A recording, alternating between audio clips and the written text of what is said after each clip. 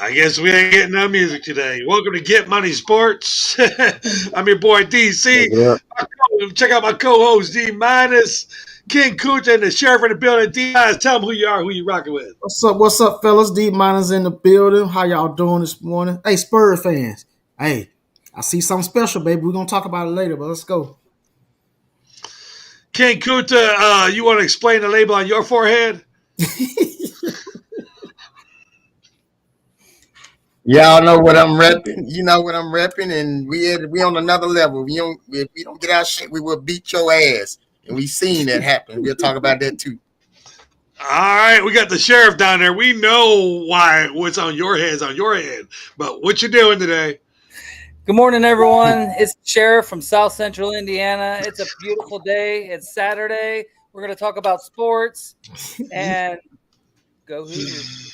I'm going to tell you, dude, every time he says from South Central Indiana, I get tickled giggles right now. So, man, I tell you what, you know we run a sports show, right? We already got chats in the chat box. It says, DC, what does that say on your shirt? That's none of your damn business, man. And the other problem is I'm not really sure, so I'm gonna look down after we play this video because I'm not sure. I just pick what's in front. Do you look what you wear? Do you really look what you wear every day? I do, man. I have to look. I have to make sure I'm good for the public, man, for the public eye. You know. Kunta, you too? I know Kunta does. Because Kunta's got some style when he goes out. He definitely looks. Hey, Yeah. you see? Yes. Y'all hear me? Y'all, Yeah, I hear I'm you. buffering there. Damn. Yeah, you are You must buffer. be on that Netflix Yeah. server. No right. Speaking of which, let's go right into our first story here. It just says show video. Well, let's go ahead and show this video of Mike Tyson's reaction after the fight last night. And lucky for us, no buffer on YouTube. Right. Right. Dealing with an injury going into the fight. Yeah, but I can't Fuck. use that for excuses. If I did, I wouldn't be in here. The broadcast team debating what you were doing with your glove. The mouth fighting on glove. What was that? I have it in my Why do you? have a biting fixation. I've heard about that. I don't want to know more. What does your gut say right now? Is this possibly the last time for you? I don't think so. You've got more in you. You comes to mind. Well, we're the brother. You want to fight Logan? Logan, I think he said you might be next. I'll kill you, Mike. No, please, no. It's on then. This is all forgiven between you two. It got pretty personal and heated. That happens when you're in a fight. You get in the moment. Hey, that was a good slap. Oh, hell no. Oh, hell no, you did not. Just right in my face while shaking my hand say, that was a good slap. I like that. Right. D minus, say something for Tyson, man. Say something for Mike.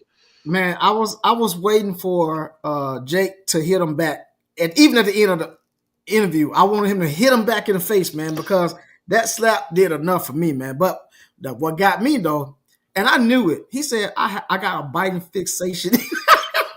I knew why he kept biting his damn gloves, man. I was like, so he won't bite the fuck out of Jake, man. So that shit was Bite the other funny as ear. hell, man. That was funny. That was hilarious. And welcome back, Kuta. I don't know if you saw that, but at the end of this thing, Jake Paul is shaking Mike Tyson's hand, and he says, yeah, that was a nice slap, Mike. Kuta, if I slap you, and then I beat you in the ring, and I said, yeah, that was a nice slap, Kuta, are we not going another 5 rounds right there? Oh, we going in there right then and there. We throwing chairs, we throwing bodies. We throwing everything we can get our hands on. I'm trying to tell you. Right. Okay, so now let me ask you this question too. Let's just say I beat you just like that, but then I turn to your brother D minus and I say, I think I could beat him next. Mhm. D minus.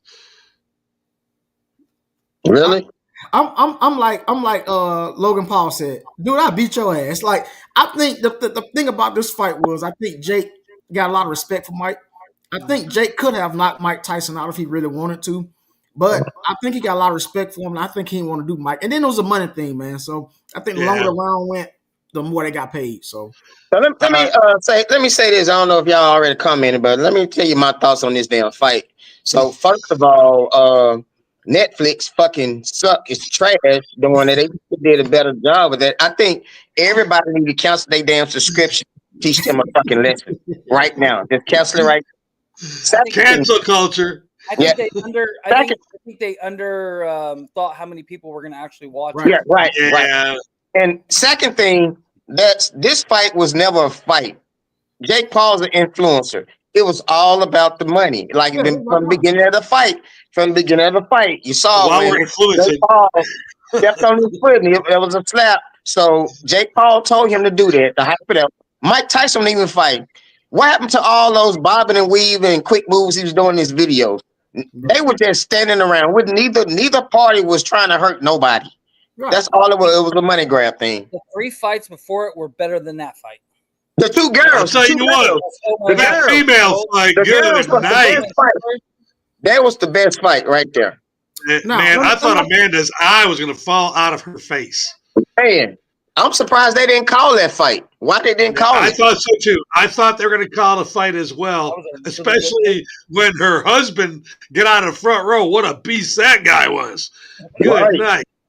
Hey, wait a minute, man. Why are y'all lying on this panel? Why y'all telling lies on this panel? About what? About the girls' fight. That when the whole goddamn shit was buffering. The shit wouldn't even. I ain't even see none of the fight because it was buffering the whole damn time. At that point. My bad. My bad. 5 minutes. Shit. It was stuck on Shit. the tail of the tape on my screen, and I That went shit to was everything off of my buffering. house to make sure it was just on one thing, and I realized it was fucking Netflix. My thing was Hey, starting bucking in the beginning, like the beginning of the fights and stuff, first free fights. That's when I was having problems with. But when it got to the girls, it kind of like mellowed out. I ain't see none of the girl fight to the end, man. I ain't see. It was buffing the whole time in the girls' fight, so I ain't get a chance to watch it. I thought that Ramos fight was pretty decent too. Yeah, I'll tell you, the best thing was I decided, and Lisa had hit me after the show. She goes, "Are you going to come home and watch the fight?" And I'm sitting there going, Friday night, watch the fight with Lisa. She's going to be in bed by 7:30. I'll be alone. I said, I'm going to go over watching that Burn for a little bit. So I was at Burn, and Burn had it on all 4 TVs. If you've been there, there's 4. The TVs are in every direction. Well, here was the cool part. They had one waitress assigned to the remote, and her job was to walk around the building and refresh each screen when it went to buffer. So all you had to do was do this. My seat was here. I would turn this way and watch this TV. When it went to buffer, I would turn this way and watch that TV. And then I would come back over here and watch. I never lost the fight. And the cool part was I got to see everything twice, 3 times sometimes, you know. Yeah. I would comment on Kuta's thing. I saw Mike Tyson moves and all that jabs for 2 rounds. And we all knew this was going to happen, okay? I really think Mike didn't have no gas. Yeah. I really do. And I think those heavier gloves, if you would have had regulation gloves, 3-minute rounds, and gone a distance of 12 rounds, Paul would have knocked him out. There was a couple shots where he hit him in the face where you could see the glove flex and taking the thing. I think Paul would have knocked him out.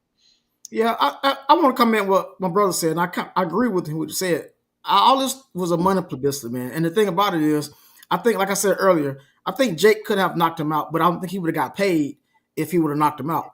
Because if you looked at Mike, man, Mike looked real slow, man. And something was going on with his legs, and something was going on with his mouthpiece. Or he said he was biting the gloves or whatever. But it just was a paid event. They had to get their money. They both got paid. Hey, shout out to them for getting paid, man. It drew more viewers than the Super Bowl. Right. Yeah. You know? And the thing was, though, but if you watch the late rounds when they were showing the fans that were there, like rounds 7, 6, and 7, they were bored as fuck. Yeah, they was booing. Like, they were like the fans were like this in their stands. Yeah, you could definitely tell the age difference in rounds 3 through 8. I thought the first 2 rounds were really good. Yeah, first round was cool. All right, D-minus.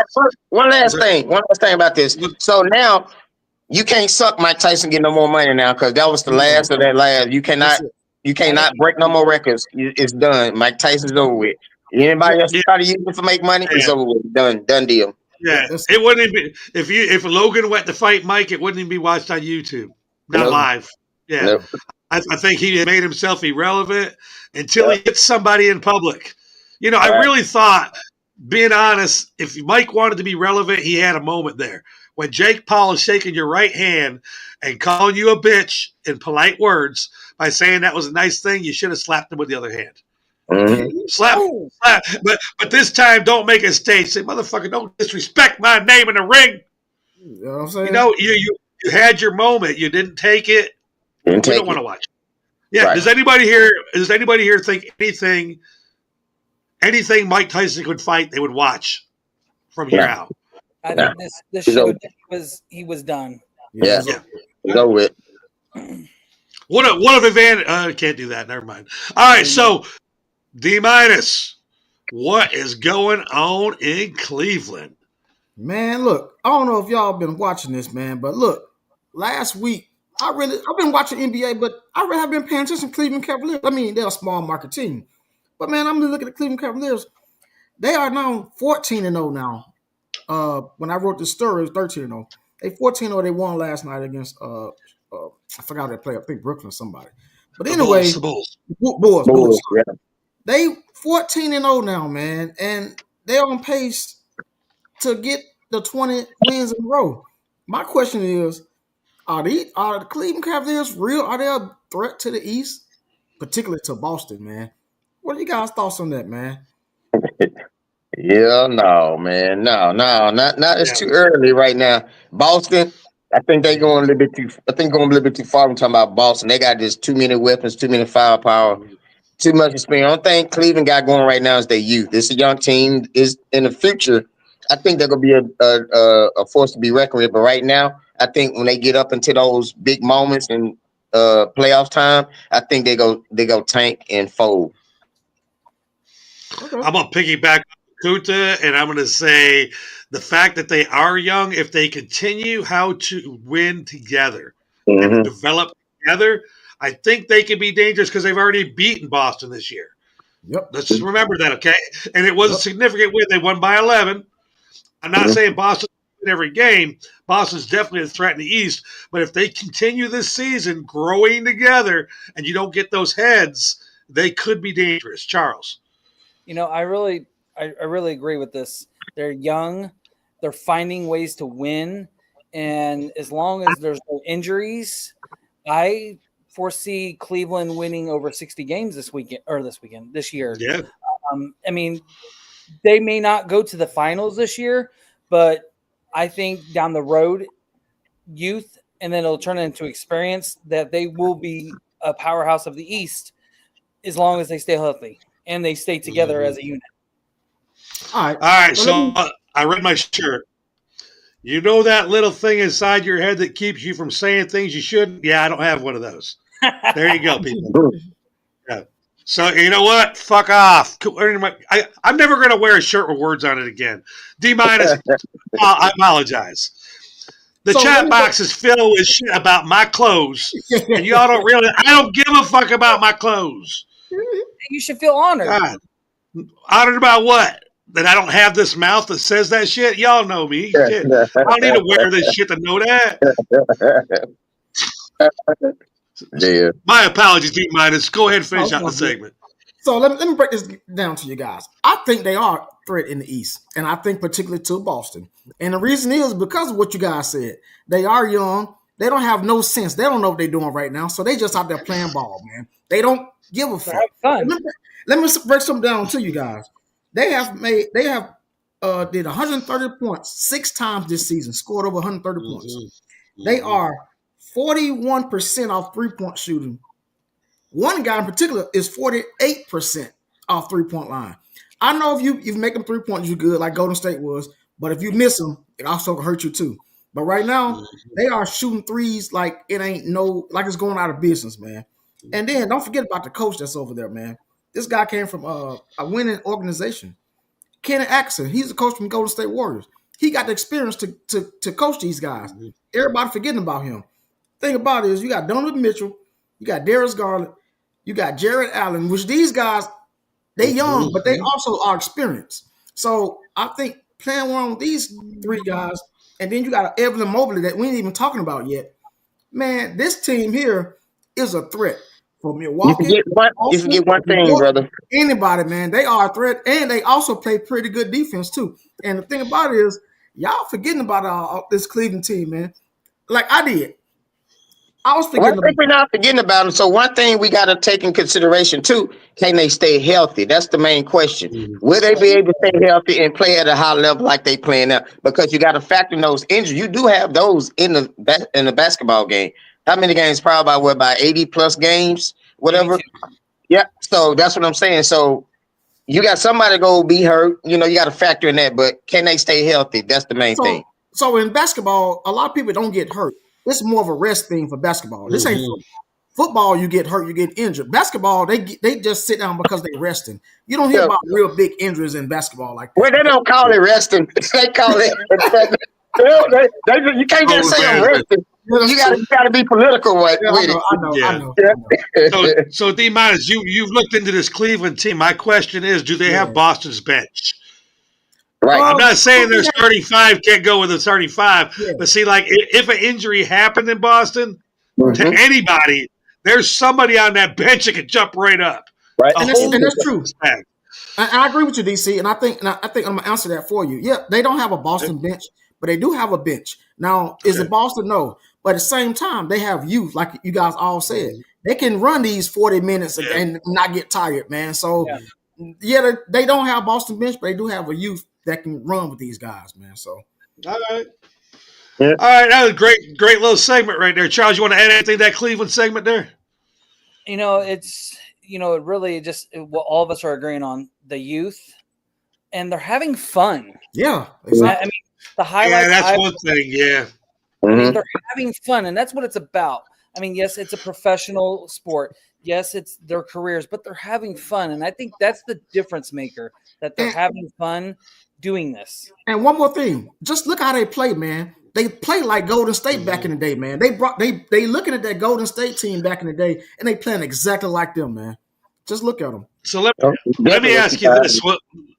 Let me ask you this right here. I'll let Kunta go first on that. Would you rather have your good team like Cleveland playing fun? No, having fun and playing well? Or would you rather have your team like Boston going to work? I'm saying this differently because when Boston walks off the court and on the court, they know they're at work. Time clock's in. Let's go to work. And when they walk off, they're off work. They're not cheering. They might be having fun. I'm not saying they're having fun, but you could tell they're at work. Where Cleveland is having fun. Which team would you rather have, Kunta? I wish I had a team to go to work because they know the job, they know the task, they've been there before, and when they get down to it, I think they youth go be they kryptonite and having fun because they instead of having fun, you got to be serious at some point. And I think it's still too early right now, but we definitely got to keep our eye on them. We are watching; they don't know this, so we don't see how they go handle pressure. I promise you the next time they play Boston, it's going to be a bigger game. It better be on a Saturday in the afternoon. I mean, it should be more televised because now we know Cleveland. I would say this. We know Cleveland's for real now, but it's still early. Right. Oh, yeah. Yeah, they're definitely for real. They're definitely for real. I just don't, it's early. D-minus, anything else to close out your segment? No, I agree with you guys, man. It's early, but I thought I want to bring this segment just to give you attention that Cleveland, they are for real. I think they are for real this year. So, without LeBron James. Yeah. I mean, they beat the Bulls last night, 126-114. It wasn't even close at any time. Right. I think Bronny should have went to Cleveland. Yeah, exactly. You know what I'm saying? Yeah, and hey, that's not out yet. Remember, he's in the G League. That might I can just think about that. If Cleveland keeps going, and let's say Cleveland goes and they make it further in the playoffs, but they lose to Boston, there's no reason not to bring Bronny there and let him work with those kids. Yeah. Why not? It's good. That's a good one. We have to touch on that later, D. Make sure you get into that. All right, Kunta. Kunta said, D, before, excuse me. He said, before my segment, play this video. Oh, I'm interested to see what this is. I'm just telling you right now, this is classic shit. Kunta, great video. Yeah. By the way, Kunta, are you a San Francisco 49er fan? I just want before the video plays. Oh yeah, I am. Because you know you finna get some. I know the question, so does D. So you know we finna give you some, right? I know. Okay. I'm ready. All right, here we go. Bitch. What? Sit y'all sit together. Is that Debo? Big Debo. Watch this here. That's Debo. Damn. Watch this here. Hit both of them. Oh shit. Was that the kicker He hit the whole. That's the long snapper and the kicker. shit. He slapped both of them He bitches. double slapped them.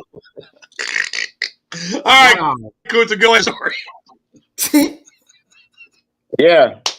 So the 49ers beat the Buccaneers by about 3 points, but it definitely should have been about 9 points, truth be told, because we missed 3 fucking field goals, you know. So my question is, it's time to get a damn another kicker now since we so good at, you know. So, you know, you can bring me back out to full counter. No, I can't. I can't. So we so fucking good at picking punters, kickers, and shit. Why can't we need to go back to the damn drawing board? And Debo showed us and told us why. You know, this is ridiculous, man. We beat the Buccaneers in yards, time of possession, passing yards. It's crazy how this game came to be this damn close. It's really ridiculous, man. We did all that drafting and moving money around. Damn kicker that put us in the damn bind right now. Fucking ridiculous, man. I'm glad Debo felt my pain because I wanted to do the same fucking thing. Same damn thing. Slap both of them bitches, man. This is crazy. Wow. All right, y'all can talk. So let me ask you this then. Wait. Why did he pop the long snapper? What's the long snapper got to do with it? Because the long snapper that's set the tone, dear. If you got to have the ball a certain way for the punter to kick it at a certain way with the laces out. The laces got to be out when you kick a field goal. And so something happened where the laces were Moody right. So now Moody missing fucking field goals, and Debo like, now both of y'all need to get y'all fucking shit together. This game should have been over with. All right, you know? So Jake Moody is 21 or 25 field goals this season. So he's only missed one extra point, seemed like. What's the problem, man? What's the problem? This one game just fucked up his whole damn thing, man. So right now, they scared right now. Now I don't even want them to kick no more field goals because Debo and fucking put fear in their ass. You know? Debo that dude, though, man. It's like... So you guys don't think Debo's out of line for this, man? I mean, no. Debo was out of line for this in the public eye because you cannot do that. You can't do that. You're supposed to be a team. Man. You have a problem with your kicker. You know why Debo? You know why Debo did that? Because if they do something to Debo, he can say something, well, y'all got to do something about both ass. He's a prima donna, though. That's why he did that shit. But it was needed. It was needed, y'all. It was definitely needed, man, because there's no way every time you kick a fucking field, 9 points left on the field. There's 9 points left on the field, man. It's ridiculous. Now I can see 1, 2, and 3. Come on, man. Something got to happen. Well, DC, I'm going to go ahead and change my picks from the 49ers to the Seahawks this Sunday because something got on the 49ers. I'm not fucking with that game. I can tell you that shit. Not fucking my God. All right, so I'm going to bring back a memory here, and it's going to be fun right here. Here we go. There you go. The draft. I bet it's the draft. I bet it is. With the 99th pick, the San Francisco 49ers pick, Moody. Fuck that. Hey, Rodrigo, I heard Rodrigo Blankenship is open and available. Wait a minute. Where's my dog music? Oh hell no! Oh man, I'll tell you what, Kunta's a good guy though, because when he sent the story in, he actually sent a little extra, and he goes, "I know you guys are gonna get me about us drafting a kicker early, and now I'm saying I want a new kicker, but go ahead." He knew this was coming, so D minus. Help your brother out. Whoa, what kicker do the Niners need to get? Let's go ahead and do a little drafting here for him for this year. Oh my God. Who do you like coming out of NCAA? I mean, to be honest with you, man, a lot of these kickers, man, is having problems. And 49 are not the only ones having problems with kickers this year, man. So anybody from college could be a good kicker to go to the 49ers. The thing about it is there's no set 100% like I want to ride with this guy because all of them missing. So I can't really say which one because all of them is the same to me. So it's no more Adam Vinatieri out Let me there. ask you this too. No. Hold on. Okay, hold on. We're gonna the sheriff. So there is another. Is this going to be an Indiana thing? No. Yeah. Kinda. But so Adam Vinatieri's son is going to be the number one kicker in the NCAA when he goes to college next year. Okay. And I believe he's going to South Dakota. I've seen this kid kick off of Twitter or X, whatever it's called now. Mhm. He could be better than his dad. Oh, really? Yeah, he could be. He could be. I'm not saying he is. He could be. And his dad's the coach of the team up there in Westfield too. So. Oh, wow. What happened to the kickers though, man? Like, what is it with the? You got one job to do. Why is kicking now so hard now, difficult in the NFL? Okay, so that's what I'm going to ask you here. Let's be honest here, okay? Let's all be honest here, because and Kunta's not being real honest, okay? Just being honest, he's just upset because he missed 3 field goals last week. Everybody has a bad game. All right, he's 21 for 25 with 1 missed extra point. 1. Right. And I know you're not supposed to miss extra points. I get it, but shit happens, okay? Is he really a bad kicker? Right. So I mean, let's just wait. Well, hold on. You already have not been honest. Hold on. Okay. You see how I did that? I didn't mute you. I was good. Okay. All right. If you take last week's game out, he is now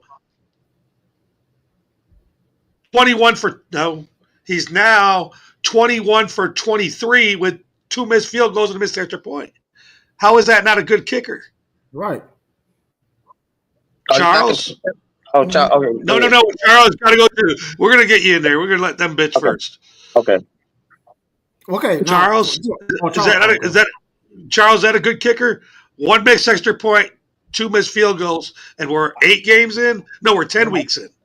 I think that's still a quality good kicker. Yeah. I mean, if he's missed more than 5, then I would have really big concerns. I mean, let's see how he overcomes the next game. He only missed 1. Right. He's only missed 1 in 9 games and 3 in 1 game. D minus. No, I think he's good, man. I don't feel like that he's a bad kicker. Look at Elliott, man. Elliott missed 3 field goals this past Monday night or Thursday night, and we already know that Elliott's a damn good kicker. Just have those bad games, man. You have that bad night, and that's what I think Elliott did, and I think Moody the same way. I think the biggest thing is, and just to stifle Kunta's bitching a little bit before he goes down there, the 49ers don't need scoring field goals. Yeah. They are a power team. Like if you got a team like Pittsburgh, okay, no disrespect, those are teams that win by defense, and they need those field goals. Yeah, like if Moody played in Pittsburgh, I think this makes a lot more different. You can't miss 3 field goals in 1 game because we might win that game 9-6. Kunta. Yeah, I agree with you guys, but still, we dealt with injuries all season. So now we at a point now we got to win every fucking game if we trying to make a playoff run. So everything's matters. That's what I'm talking about right now at this point. In game, week 11, you cannot miss 3 field goals in 1 game because you putting yourself in a bind. And I think that's where the frustration came in with Debo. Like right now, we got to make a run. We deal all the beginning of the season. We've been dealing with injuries all the way up to now. Now we starting to get people to come back. We got to make this run. Those 3 points matters now. I get it. We got a high-powered offense, but it's just not getting back going now until we fully get to that full 100%. Yeah, we gotta make everything. We gotta make all of it. We probably can afford to miss one, but we can't do what we did last time. That cannot happen again. Sheriff? I have a question. What was the weather like when was it windy? So there was no excuse for that, right? That was a bad day, man. It was a good day. So he just had a bad day. Let's see if he overcomes his bad day. You're only as good as your last kick. You're supposed to forget the missed kicks and just move on. Let's see if he moves on this week and he has a better day. And if he has another 3 missed day, then yeah. So I tell you what, how come Debo didn't beat up? Go ahead, DC. Go ahead. Okay, how come Debo didn't beat up anybody when y'all lost the other games? Wait a minute. Why is Debo being a bully, picking on a kicker and a long snapper? How come he didn't go beat up on the people when you lost games? Like Purdy, I agree with the DC. Purdy, why you push Purdy ass? When Brock Purdy went over his head and y'all lost that game, why did you push Purdy in the face? Our whole team was injured, man. So you can't blame nobody. Like I say, we starting to come get back. You don't want to hurt the quarterback. We're gonna be down like we don't have McCaffrey back there quarterbacking again, man. We don't want that see that shit no more. So that's Purdy. So but I tell you one thing, this next game, Moody gonna look over to damn Debo, and Debo gonna say, "You better not miss, bitch," and they're gonna put pressure on right there. I'm trying to tell you, that's what's going to happen. He did hit the walk-off. Is that fair? He did win the game for him, so you can't be too mad at him. Yeah. All right. This should be interesting, especially after that one right there.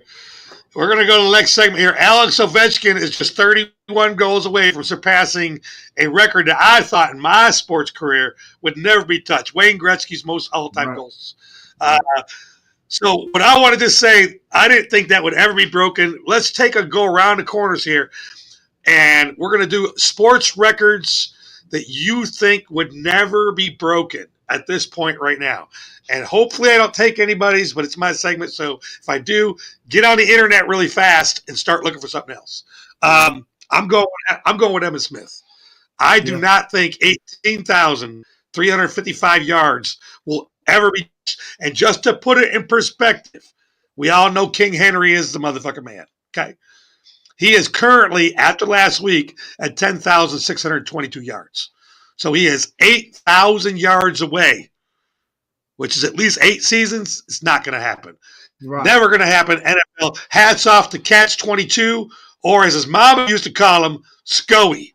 Does anybody know why they used to call him Scoey? Emmitt Smith's nickname is Scoey. His mama's favorite comedian was Scoey Mitchell, and I had to look that up. He is funny as fuck. He is funny as hell. D-minus, tell me a record that you don't think is ever going to be broken. Well, I got a few of them. I don't want to get nobody else's thing, but I would say Cal Ripken. 2,632 consecutive games played. That will never be touched. I don't think. The next closest is the guy from the Braves. It's Matt Olson. No, it's Matt Olson. Yeah, it's Matt Olson. Matt Olson. It's the closest one. Like he ain't close. 2,632 consecutive games played. That's a mile. Ain't nobody ever gonna catch that, man. And let's remember, it was at shortstop. It wasn't like it was at like right field where you could sleep and pick your nose. You know, it was at shortstop. God dang. Charles, let's go to Kuta. Let's go to Kuta. Kuta, who is your sports record that you think will never be broken?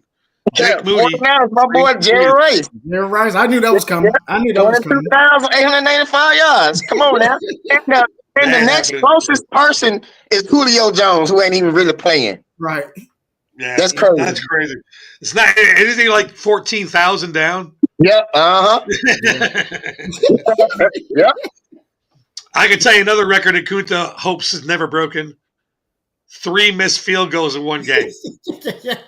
Jake Moody, you thought this shit was over? Shit. Well, no, DC, it's a tie though because Elliott missed 3 Thursday. Yeah, but he don't play for the 49ers. Yeah, he'll play for He you. being petty. He being petty. I mean, Kuta, do you want that record to be broken or not? Now I want that motherfucker to be broken. Okay. All right. So I proved my point. Sheriff, name me a record that you think will never be broken. Peyton Manning's 55 touchdowns. You know, I don't know. Somebody might break that I one. don't know, bro. I don't know. I don't know. I think don't it'll know. be close, but I No. don't. I think it'll stand. I think it'll stand for a little while. I don't know. If we can get Justin Jefferson or Harrison Jr. or some of these young receivers, if we can get them a quarterback, I know. But if we get them a quarterback, Yeah. those guys, the catches that these receivers are making now, they weren't making those catches back in. And no disrespect to Manning, but they were making catches like they are now. Oh, no. Yeah. And a lot of the, and I think he broke that with Denver because he had the record twice. He had it once with Indianapolis, and then I think Brady broke it the year they went 18-1. And then when he went to Denver, he broke Brady's record. And he didn't really have. I think he had Demaryius Thomas, Brandon Stokely. Yeah. I forget who the other third receiver was out there. But when he broke the record in Indianapolis, he had Marvin, he had Reggie, he had Brandon Stokely, Dallas Clark. He had some really great receivers. Facts.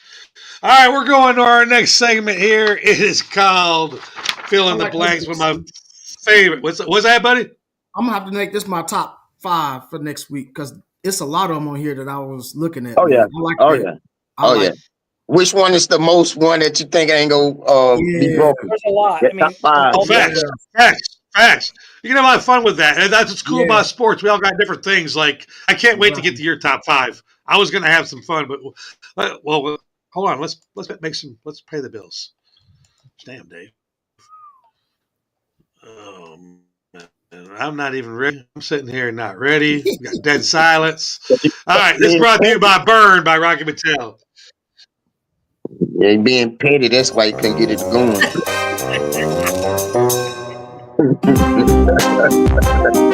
Read the shirt, motherfucker.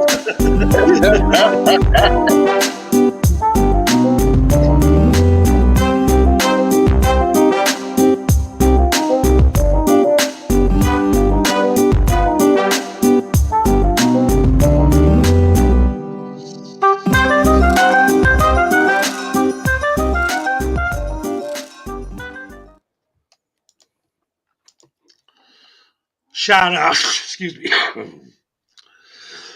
This segment is brought to you by Burn by Rocky Mattel, located in the Battery at Truist Park, open daily from 4 p.m. to midnight, Fridays and Saturdays till 2 a.m. Hey, I want to do a shout out to Alicia down at Burn.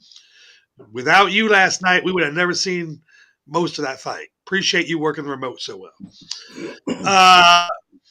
Tonight at UFC 309, John Jones will blank Steve Miocic in the blank round, D-. Knockout in the second round. Woo. That's what I see it. I like it. My words, and I'm just going to chime in now just because that pissed off Kuta, and I'm going to chime in too. Mine is annihilate in the second round. I feel you.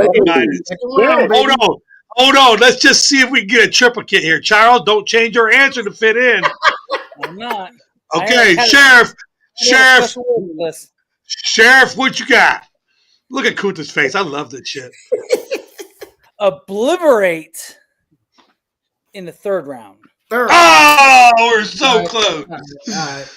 All right, Kuta. What do you think is going to happen? I think this fight gonna go the distance, y'all. I think this gonna be a decision fight right here, man. That dude, hey, man, no disrespect to John Jones. He that dude, but this other guy, man, y'all. I mean, come on now. Nice. He nice now, and he weigh a little bit more than old John Jones. So it's gonna be a good fight, though.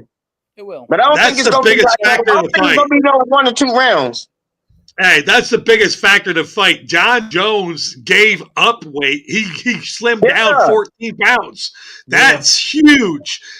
Oh man, he looks so good, man. He looks so good. He's already planning this match. Yeah, he looks really good. I think Netflix fucked up Kunta a little bit with that boring fight. Jose Altuve winning his 7 Gold Gloves. Silver Slugger Award is ridiculous. Kunta. Hall of Fame status. Hall of Fame status. That's all it is. Sheriff. Goat. Really? Second base goat. Yeah. Tell me a better second baseman. Yeah. You can't. You playing today. Who's the best second baseman in baseball? You can't fuck with it. Not today. Most people don't even stay at second base. Second base. Right. You're right. Yeah. Oh, by the way, hats off to Mookie Betts. We heard you come back into the infield at second base. I can still shout at you, bitch. My voice carries. D minus, what's the word we're looking for here? Well, since I just got back from Mexico, I was trying to look at the word impressicano. I was trying to say impressifano. I was trying to do my Mexican words and shit, man. So you gonna get shipped back to Mexico. Keep fucking around. Donald Trump listening. Keep playing. Oh my God. You just opened the can of worms. Oh, yeah. Oh, man. I went to Mexico. I went to it was by Cancun. It was a resort close to Cancun. So.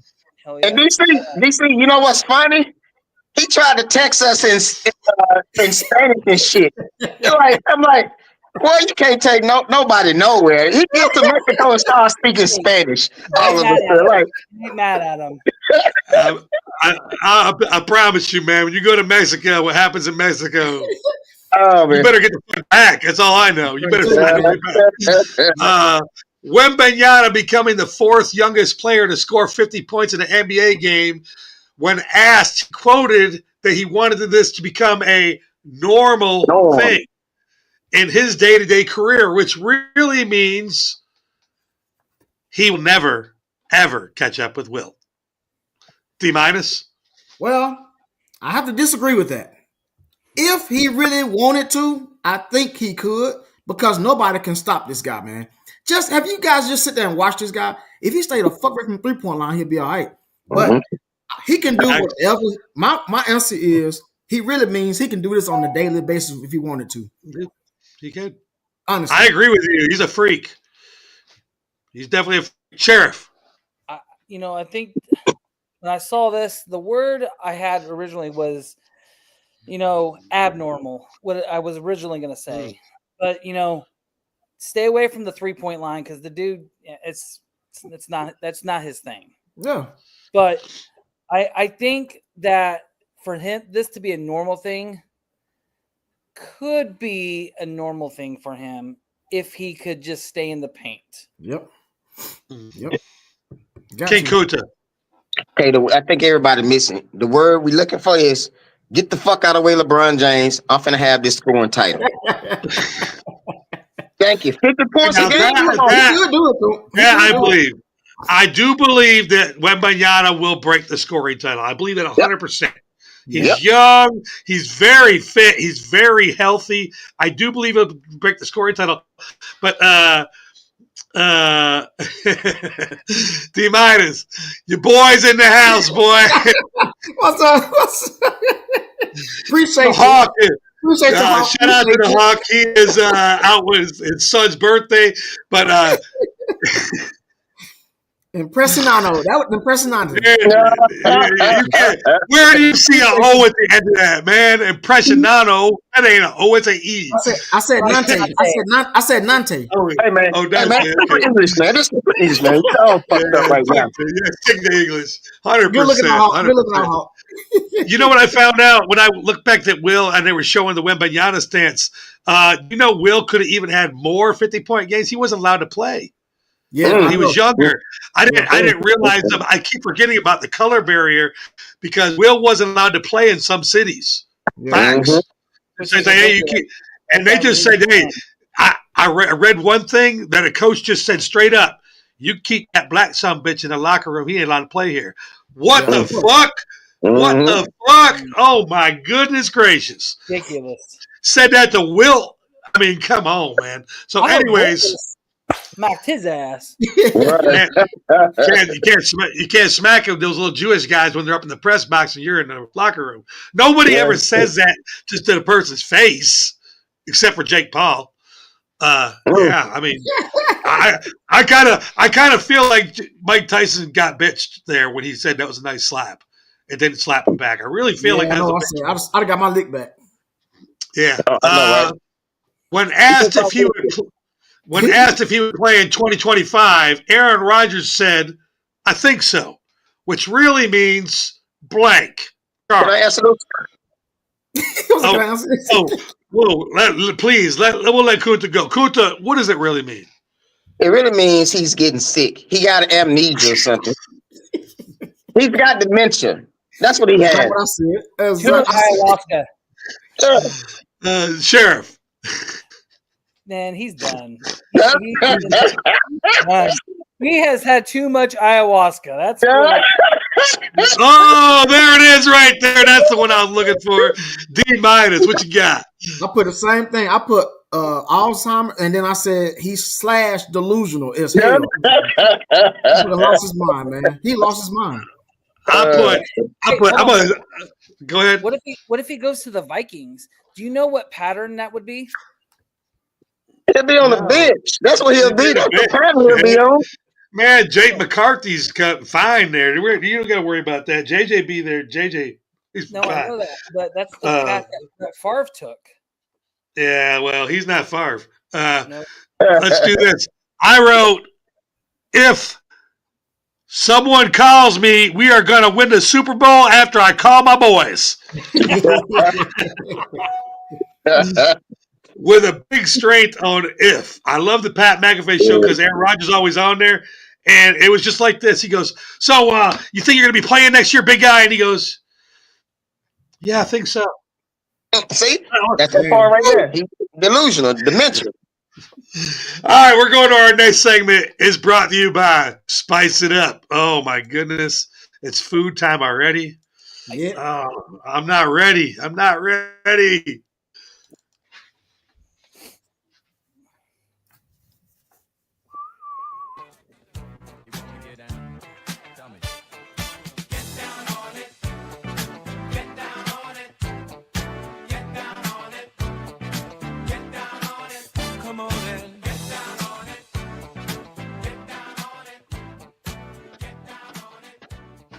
That's what my girl's gonna look like tomorrow. Oh, that's right. Tap. Spice it up, baby. This segment here is brought to you by Spice It Up, y'all. The top 5 picks. Now I thought it was interesting picks, man. Top 5 this week, man. So I had the top 5 rowdiest stadiums in sports. Now it ain't got to be football, it can be basketball, baseball, whatever you think, man. Top 5 rowdiest stadiums in sports, man. Let's go with it. Brought to you by Spice It Up, baby. What's up there, Joe? Out there, holler at you sometime this weekend, man. Shout out too. Just had a birthday, man. Big shout out to Joe's birthday was on the 13th, which was what today is? Thursday. It was Thursday, I guess. Wednesday, whichever one it was. But shout out to my boy Joe. Happy birthday, man. Happy 61st birthday, man. Hope you enjoyed yourself, man. We gotta get some drinks later, man. But happy birthday. He told his age, his old ass. That's what I told him. I said, happy birthday, old man. Happy birthday to you, bro. Thanks. All right, this top 5 brought to you by Condimentalo. That's how you say spice it up in Spanish. I just looked that shit up. What the fuck is going on here? Condimentaro. I'm just being honest. Kunta, there's sometimes when I get a little disappointed. When I put him in solo mode and he went to loud, I really thought he was going to say this shit in Spanish. I thought he would take the time to say this week's top 5 is where the most rowdiest stadium to play at in any sport. I thought he was going to say that shit in Spanish. That would have been so fucking cool.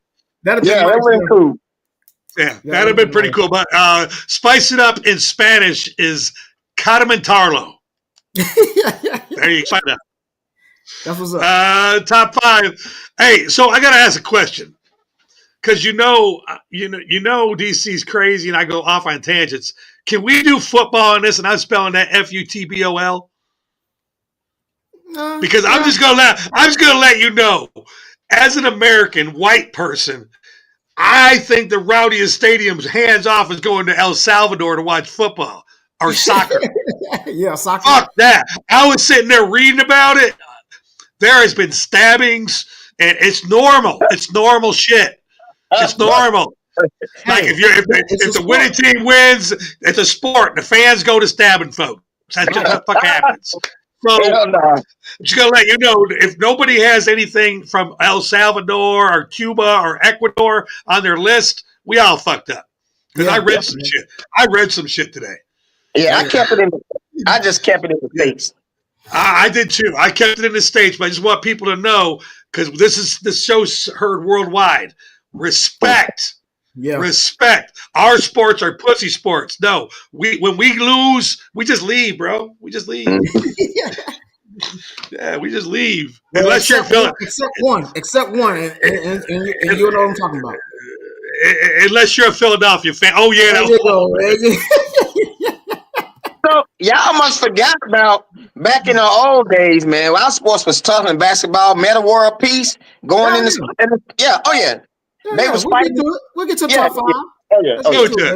Kunta, go Google rowdiest places to play sports in the world, and just look at the first. Well, that's what I did. He said in any sport, and the top 10 are all soccer, and they're all over there. Oh yeah, and they tell you why, and it's bad. Oh, wow. Anyways, D-minus the number 5 rowdiest stadium to play in America in any sport is what? Well, I had kind of slashed loudest and rowdiest, and I think I put Seattle in at number 5 because I think that hell yeah, have to have earplugs and just crazy shit out there in Seattle. So I put Seattle in my number 5. My number 5 is very easy. It's between the hedges, baby. Tennessee's fitting to find out today. Fuck y'all, hillbillies. King Cooten.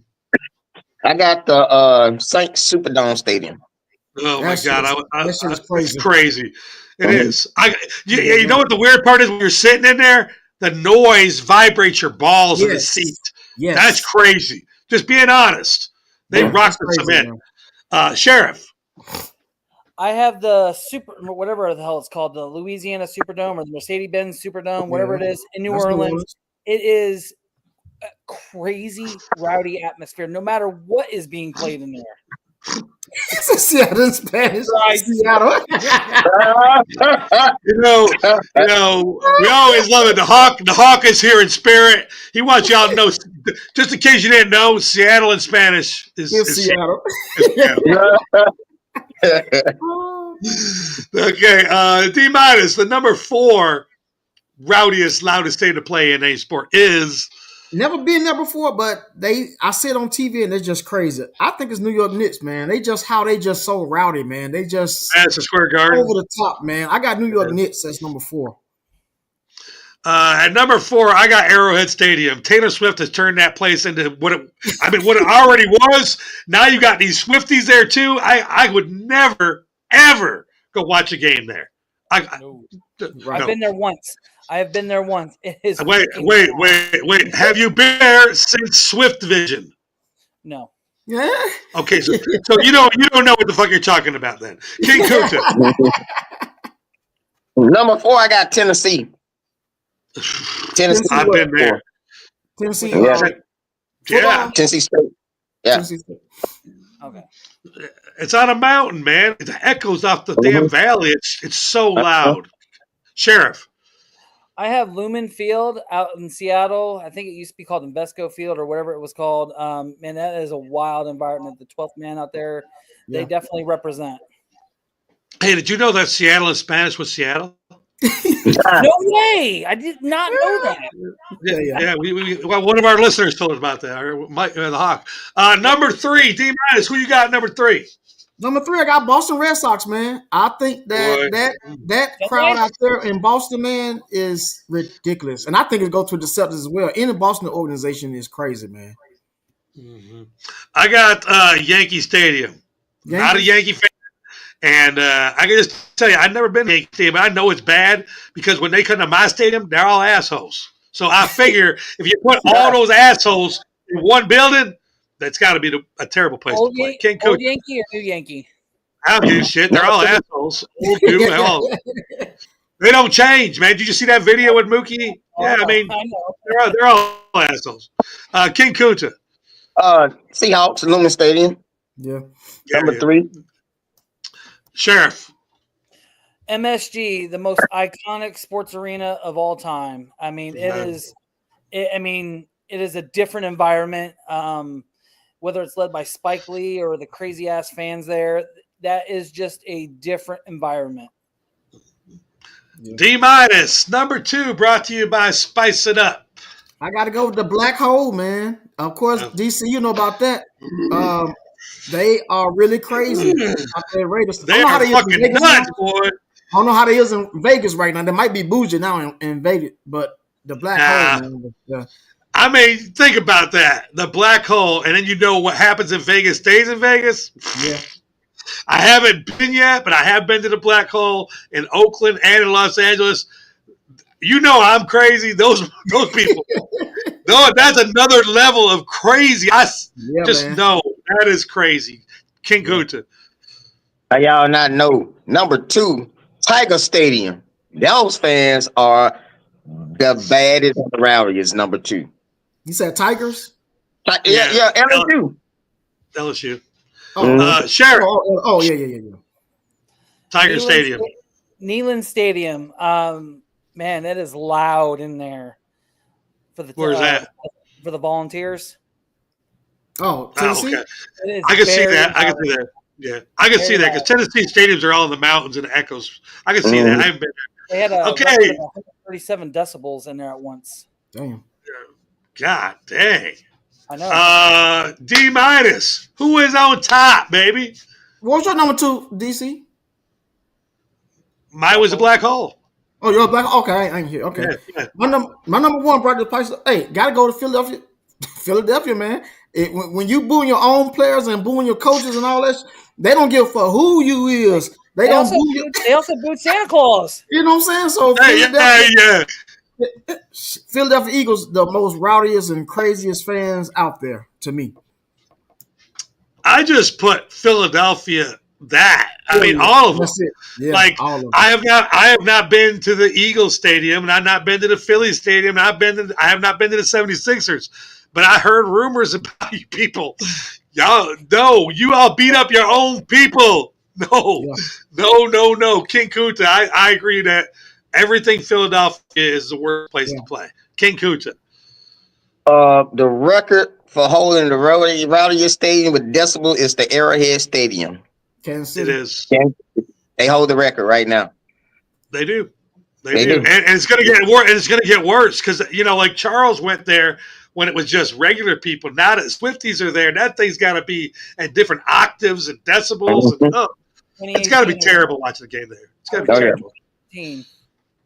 Nah, he didn't have it yet then. He was just probably electric hatter. Sheriff, who's your number 1? I have the Black Hole because, man, those are some of the wildest, craziest. Let's go, baby. I mean, they don't give a fuck. They don't care who you are. They can care less who's the president. You could be the Pope. You could be fucking Queen. It doesn't matter, man. They are wild. They're crazy. And you know what? Their fans travel and they're crazy. DC is not like them, but most of their fans, I mean, they got some mental issues. I got mental issues. I got mental issues. Don't get it fucked up. Sheriff, are you staying for the second half? Yep. Absolutely. Okay, we're going to go to our next segment here, and we're going to welcome in our next person. It's time for some Blue Moon Pizza. Let's get Italian on now. Great pizza.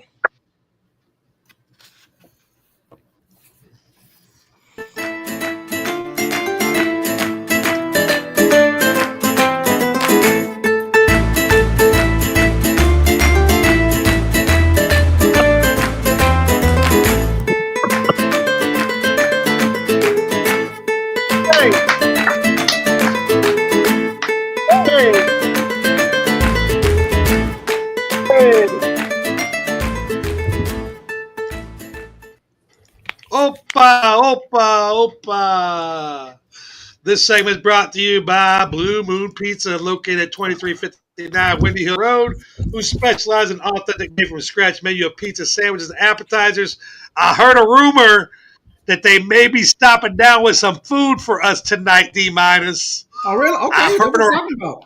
That's what I'm talking about. I heard a rumor, and you know what you do? You know how you make rumors come true? You call out the people that tell you, Cole Colleen, manager down at Blue Moon Pizza at 2359 Windy Hill Road, said that he was possibly coming down to Smyrna today to bring us some sandwiches and pizza. That's what I'm talking about. Sound good to me. That is awesome, and you guys better tear that shit up. Hey, sound good to me, baby. I don't think you need to worry about that, Charles. I promise you that shit is going to happen. What's up, y'all? How y'all doing? Teddy, what's up, man? What's up, y'all? Hey, welcome to the show, Teddy TK. What's up? Oh, Boom. What's happening, fellas? How y'all doing? Pretty good about yourself. Hey, how do you feel about that? TK, I'd rather you been on that pay-per-view been on Netflix last. I'd rather you been on Netflix last night. You know, you would have gave us a better show. Oh yeah, well, man, definitely. Like, I hate it too, man, because I'm Team Mike all the way, and I still am. It really was one of the things. What I'm frustrated about was, Logan, we didn't want to see you box. We wanted to see you fight. That wasn't. You did your job boxing. Good kudos to you. You outboxed a 58-year-old man that couldn't move. So my thing was, you should have gone toe to toe with him. If that's your legacy, then stand right in front of that man and swing. You know he couldn't move. Right, So exactly. that's what irritated me. Like, yeah, Logan, you got off because you can box. That's great. Again, a 58-year-old man, but Jesus Christ, man, like fighting the phone booth like the two Latino fighters. Oh yeah, One of the best fights of the night. You know. Yep. Oh, by the way, women fight. Katie, Yeah. Katie's from Ireland. She's not Latino. I was talking about the gentlemen, the two dudes. Oh, yeah, Ramos and Oh, the two guys. Yeah, The two guys. Yeah. You don't think the girl fight was the best fight? I think the girls. Again, I was stating next, but I was stating next was that is because number one, the girl fight wasn't even right because how much Katie kept putting her head into old girl the whole fight. Yeah, it was facts. If you're cutting somebody, you grab them. You don't put your head and bury it in somebody the whole time. So the dude was absolutely right. You cannot do that in boxing. That's you can't grind your head into somebody the whole match. That ain't right. Facts. All facts. DC, do we got a couple seconds right quick? Yeah. I want to ask Teddy something. This straight for Teddy. You talking about the first fight with the guys? Not the second one. The first one Did you see the first fight? Yeah, I seen that. Now let me ask you something. This for you, Teddy. You're an entertainer. You're a wrestler and all that. Oh, shit. I know what you're going. Let me ask you something, Teddy, because I want to ask you this. If you seen the whole fight, when that guy took him to the corner and hunched him twice, what would have been your reaction to that? Well, let's be honest. The other dude couldn't hit him if he tried. So even if he got mad and wanted to swing off, now you wanted to do it. I don't know what that took the cue for you to do it, and you're getting your butt whooped in the fourth round by now. He's embarrassing you because you could not hit him. So I think it came down to number one, they should have had a better fight. Because the other dude was actually a ranked fighter, the Indian guy, right? Yeah. So I'm saying that you know when a lot of people say if we didn't have these gloves on, I'll beat you. Yeah. That literally don't make sense because if you can't beat me with gloves on, you can't beat me without them. Because it's still a factor of these gloves are protecting you. If I took these gloves off, ain't nothing protected if I hit you one time. You know. But Did you understand the question I was asking you? Yeah, but I like again.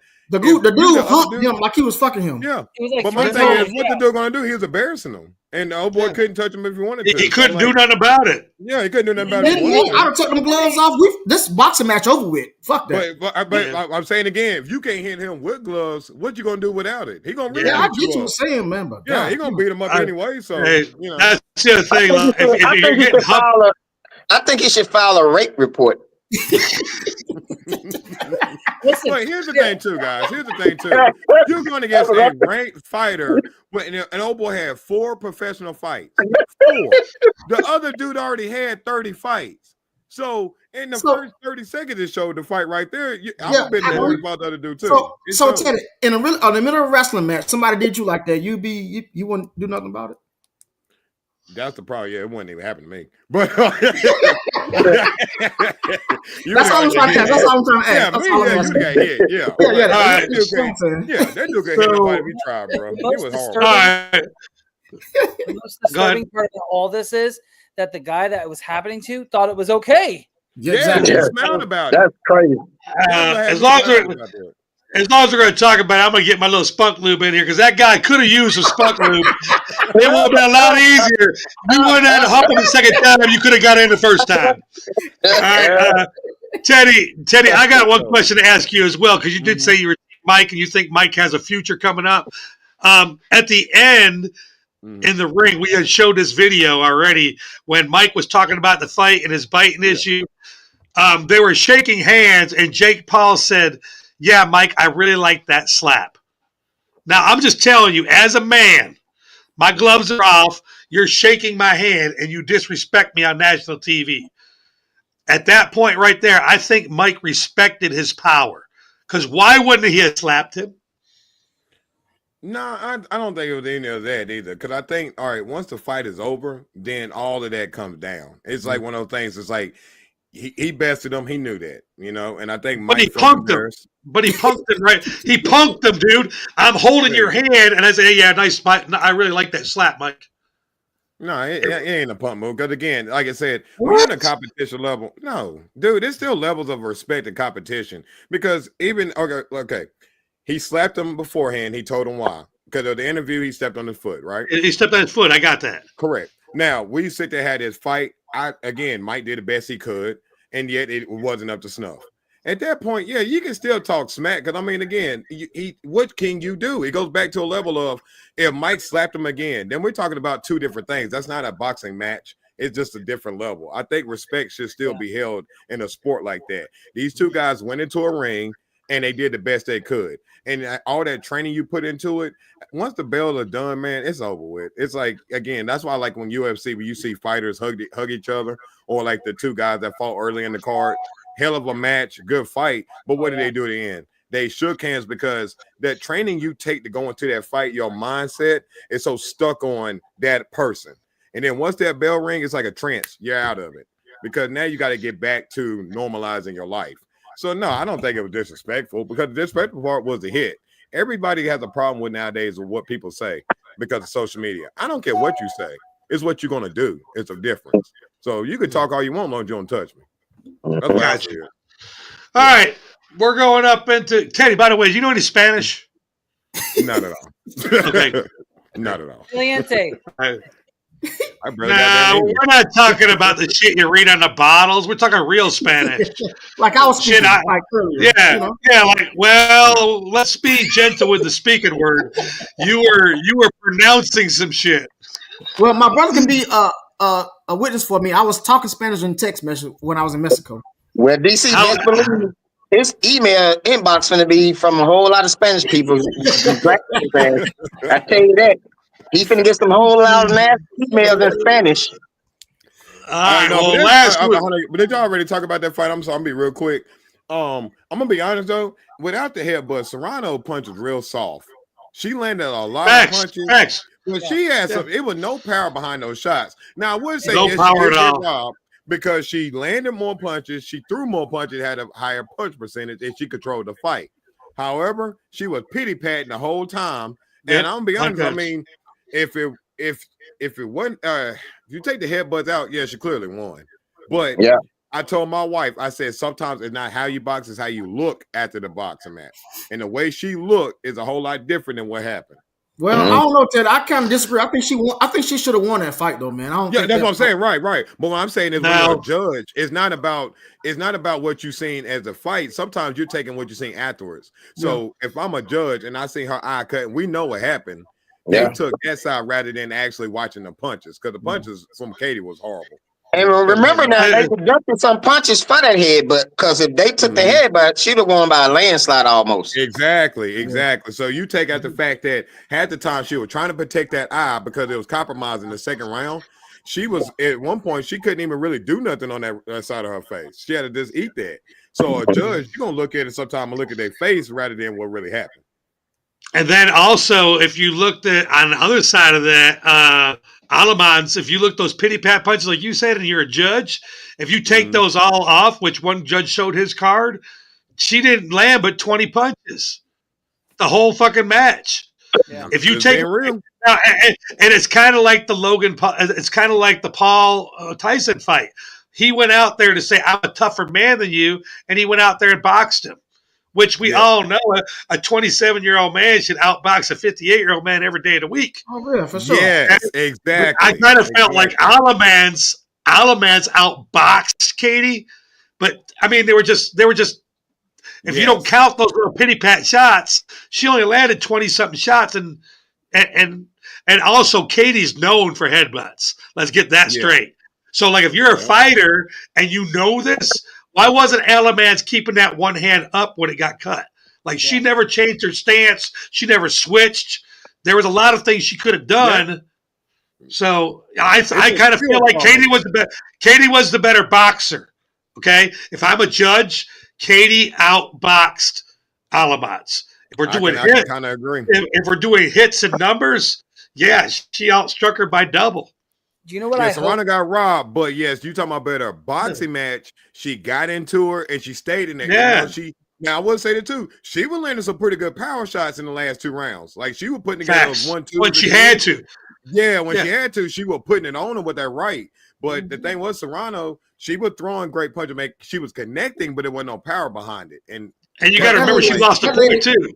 But that lady is a dirty fighter, man. She's a fucking dirty fighter. She's been doing this shit all her career. Yeah, I mean, you got to think about her history of doing it. Yeah, she won the gold medal in the world. So you know all the boxers that fight and lead with their head, which I found out it's way more used with women than men. Like it's taught to lead with your head. Like if you hurt her corner, they go, Katie, you're doing a great job. Keep leading with your head and bounce back out. Lead with your head, bounce back out. If your trainer's telling you to lead with your head, what do you do? You know what I hope happens after this, after that big pay-per-view? I hope boxing makes a comeback. Really? Yeah, it will. The other thing is when you lead with your head, aren't you exposing your chin, Teddy? So it's not like it's not an advantage. If Alamans knows that Katie's coming with her head, come up, knock that bitch out from underneath. Well, it was like the fight they had earlier with the first fight when my man was leading with his face, because when Buddy hit him with 2 left side, he hit him with 2 shots to the left side, and it compromised him for a second. So naturally, old boy stuck his head out so he couldn't hit his body, because I think he knew he had no power on his chin. So I think it's almost the same thing. I'll be able to give you my face because I don't think you got enough power to knock me out, because I don't want you to touch my body. And I think that's what she was doing, a lot of it, because when you notice when she stood with her hands open like this, she was getting tagged in. But when she came forward and engaged, old girl couldn't hit her. Facts. All right. Again, this is the college. We're doing our delivery one there to fight with Teddy here. Week 11 is in the books. TKO and the Sheriff led the way last week, 7-3, while D- King Kuta and the Hawk all went 5-5. Hold on a second. Where's that button? No, don't worry. I'll take over. And DC went 3-7 to bring the real pause. DC 3-7, man. Can y'all believe that? He was on mute for a minute, y'all. So I just took over when I needed to. That's what a real partner do. You know, have your back. I appreciate you having my back there. And then you know what a real petty person does? They remind people, even though Kunta and we weren't here last week, Kunta went 1-9 last week. Damn, that's fucking. Did I? That's for real. Did I? Yes, that's for real. Yeah, I didn't fuck my face up and then did that. I got to go back and I got to do a recount. I need You a don't need to recount. go back. You'll see it. You'll see it in your record. Don't worry. All right. The good news is for some people, there's a new leader, and I got texted it. The sheriff has taken the lead, 64-46. TKO 62-48. DC 61-49. King Kunta 56-49. D minus 55-55, and the Hawk is at 40-40. Week 12 games. There are 19 games. Number 5 Indiana, number 10 Ole Miss, number 12 Miami, and number 16 Army are all on byes this week. So we will start with D minus. Sir, can we mute the sheriff for a minute? I just want to talk to us for a minute. Can we mute the sheriff for a minute? No offense, sheriff. I just want to mute the sheriff. Damn. All right. So, look, panel. Let me tell y'all something. I'm disappointed in these standings. How the hell we letting the sheriff be in first place right now? What is wrong with us? This is crazy. This is a meeting without the sheriff. This is a meeting right now. What is wrong with us, man? It's the spreads. That's what they're killing me. It's the spreads. It's the spreads. We got the sheriff leading y'all? Like, really? Yeah. All right. Just had to get off my chest. I'm sorry. All right. Who's your magic? It's who that magic. Who's your daddy? That's crazy. Who's your daddy? Oh, dude. If Indiana, I'll tell you what, if Indiana wins this championship thing, I'm gonna wear a Who's Your Daddy shirt. I'm gonna make it. That sounds really cool. I'll tell you what, if they win, I will wear one too. I will wear one too. Hey, hold on. Okay. Can we get Kunta and TKO on board on this? Hell no. Damn, that. They're not winning shit. They're not winning that championship. Hell no. No, because they're not going to win the championships. I don't know what we're talking about. I kind of feel like Teddy. I kind of feel like Teddy would. If you guys won the championship, I kind of feel like Teddy would. But I promise you right now, you couldn't put Kunta. Put me in the car seat. I'm trying to say, put me in the car seat. I'm lost. Kunta is a Mississippi State Bulldog fan, and I'm a Georgia Bulldog fan. I can't even get him to wear my hat, and we're winners, and they're not. He's not going to Indiana. No fucking way. No way. I'm not even going to say nothing about IU today since they were on a bye week, but it's all right. Well, I mean, we're trying to figure out why you're in front, so it's kind of relevant. So, hey, how many people?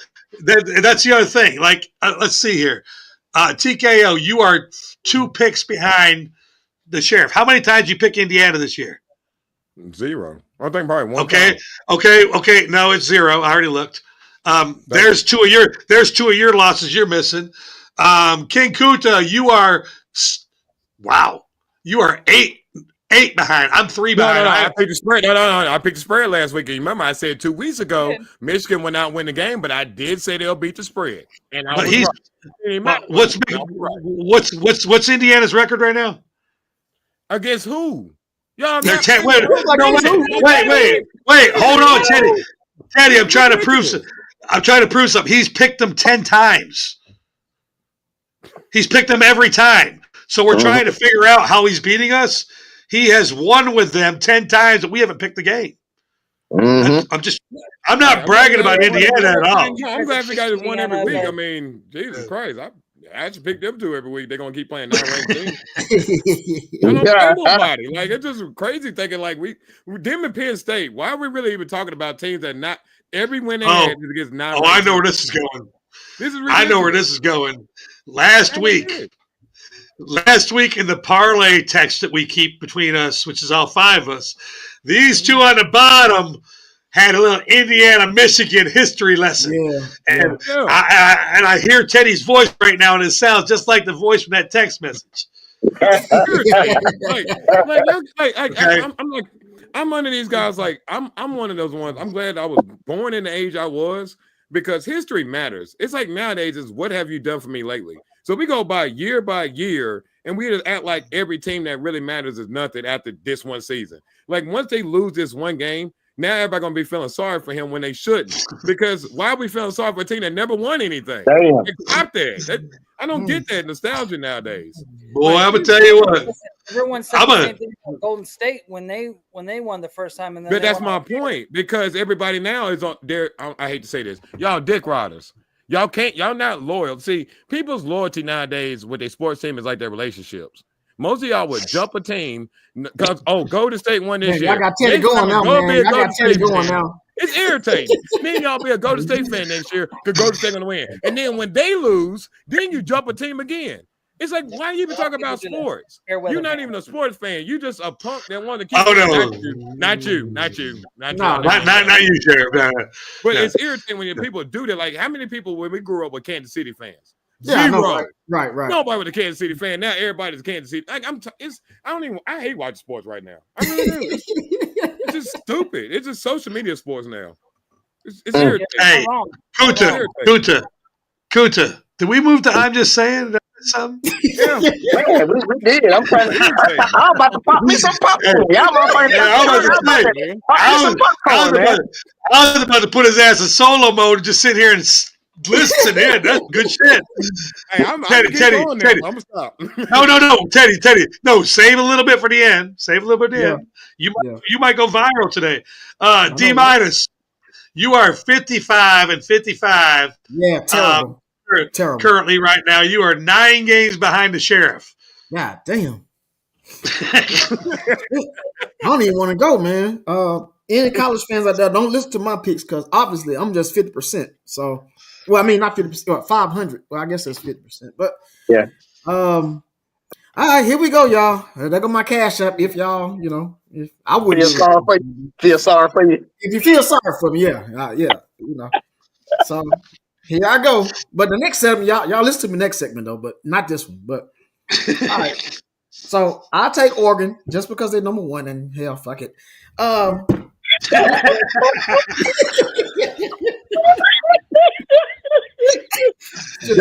Hey, you heard him right there. Go out and bet the house on Oregon. Fuck it. Yeah.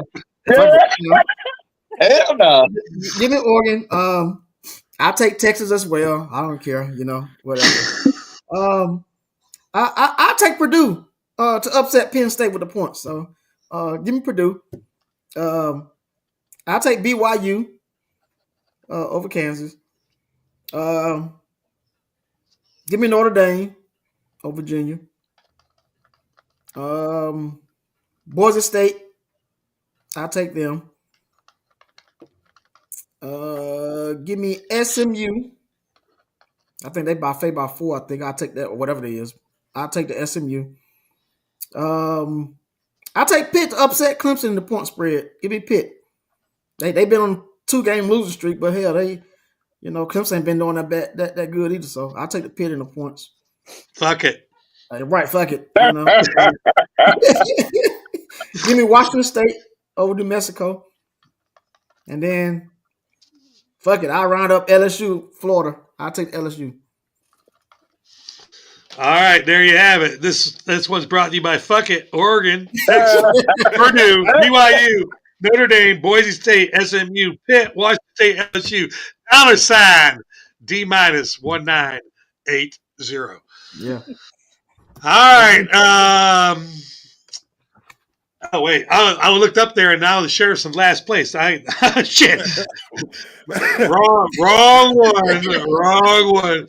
King Kuta, you are down here. One game above your brother at 509. All right, so we go put my cash up, and I'll have a better atmosphere than my brother because he's spiraling out of control right now with these picks. So Fuck it. Yeah, I ain't gonna say fuck it. So number one, I'm gonna go with Oregon over Wisconsin. Penn State go beat the dog shit out of Purdue. Taking Penn State. BYU go beat Kansas.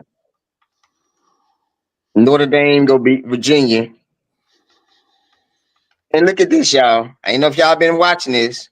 Mercer is was that 9-1? They got plus those points for Mercer. against Alabama. I'll plus those 42 points. It's a lot of points. Yeah, I'm gonna plus them. So, I'm taking Texas A&M over New Mexico State. Colorado go beat Utah. Washington State go beat New Mexico. Don't sleep on Stanford. I'm taking Stanford plus those 20 points against Louisville. Lord. Stanford is one of those sleeper teams, y'all. Not sleep, but really like upset the point spread. And I take Missouri plus those 13 points with Missouri as in South Carolina.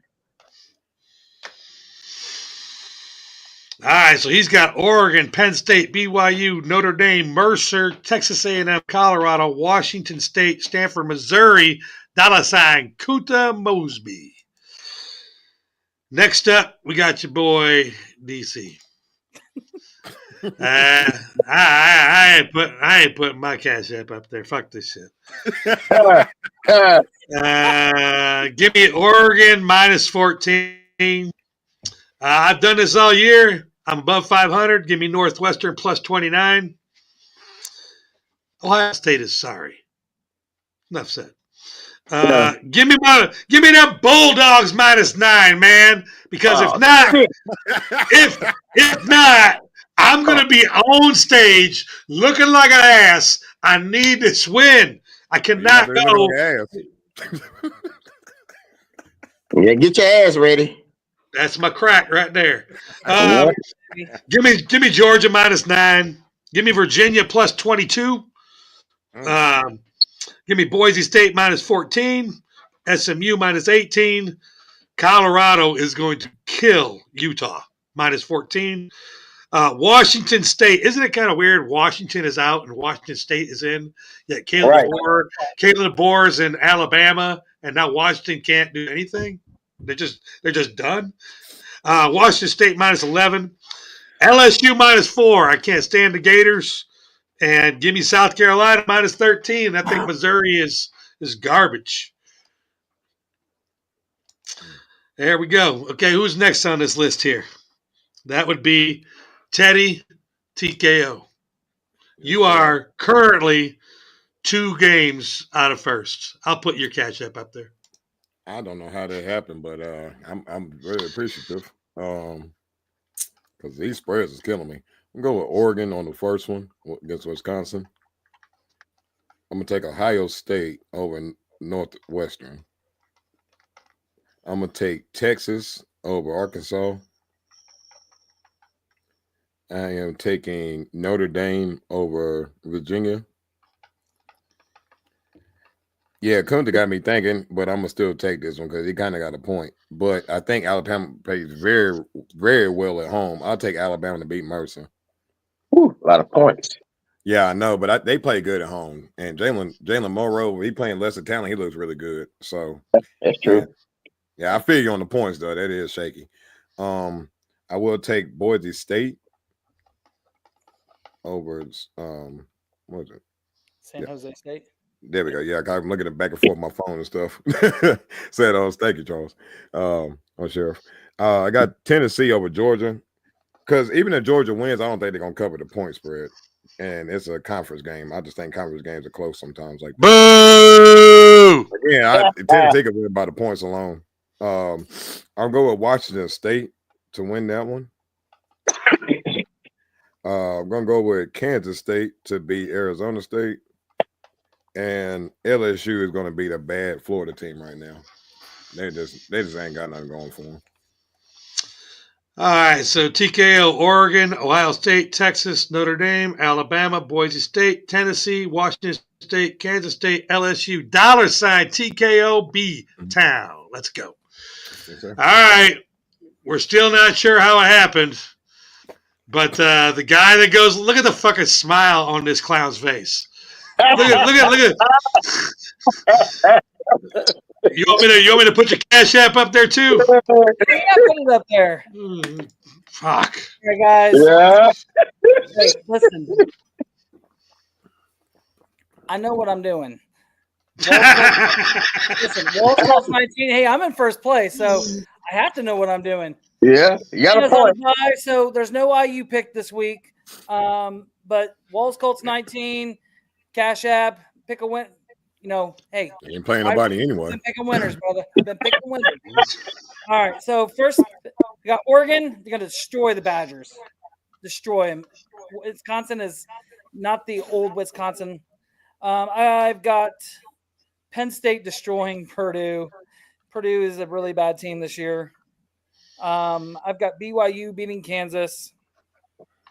I'm going to take Notre Dame over Virginia. Not going to pick Alabama. That's too many points. Boise State at Ohio or San Jose State. I've got SMU. I've got Pitt upsetting Clemson. I've got Washington State at New Mexico. I've got LSU. Just everyone's agreeing that Florida is dog shit. And then my last one is Ohio State. I need you to beat Northwestern really well. Save it this win for you guys because next week. Oh yeah. Next week. All right, so all right, so he's got Oregon, Penn State, BYU, Notre Dame, Boise State, SMU, Pitt, Washington State, LSU, and Ryan Day. $9 Walls Colt 19.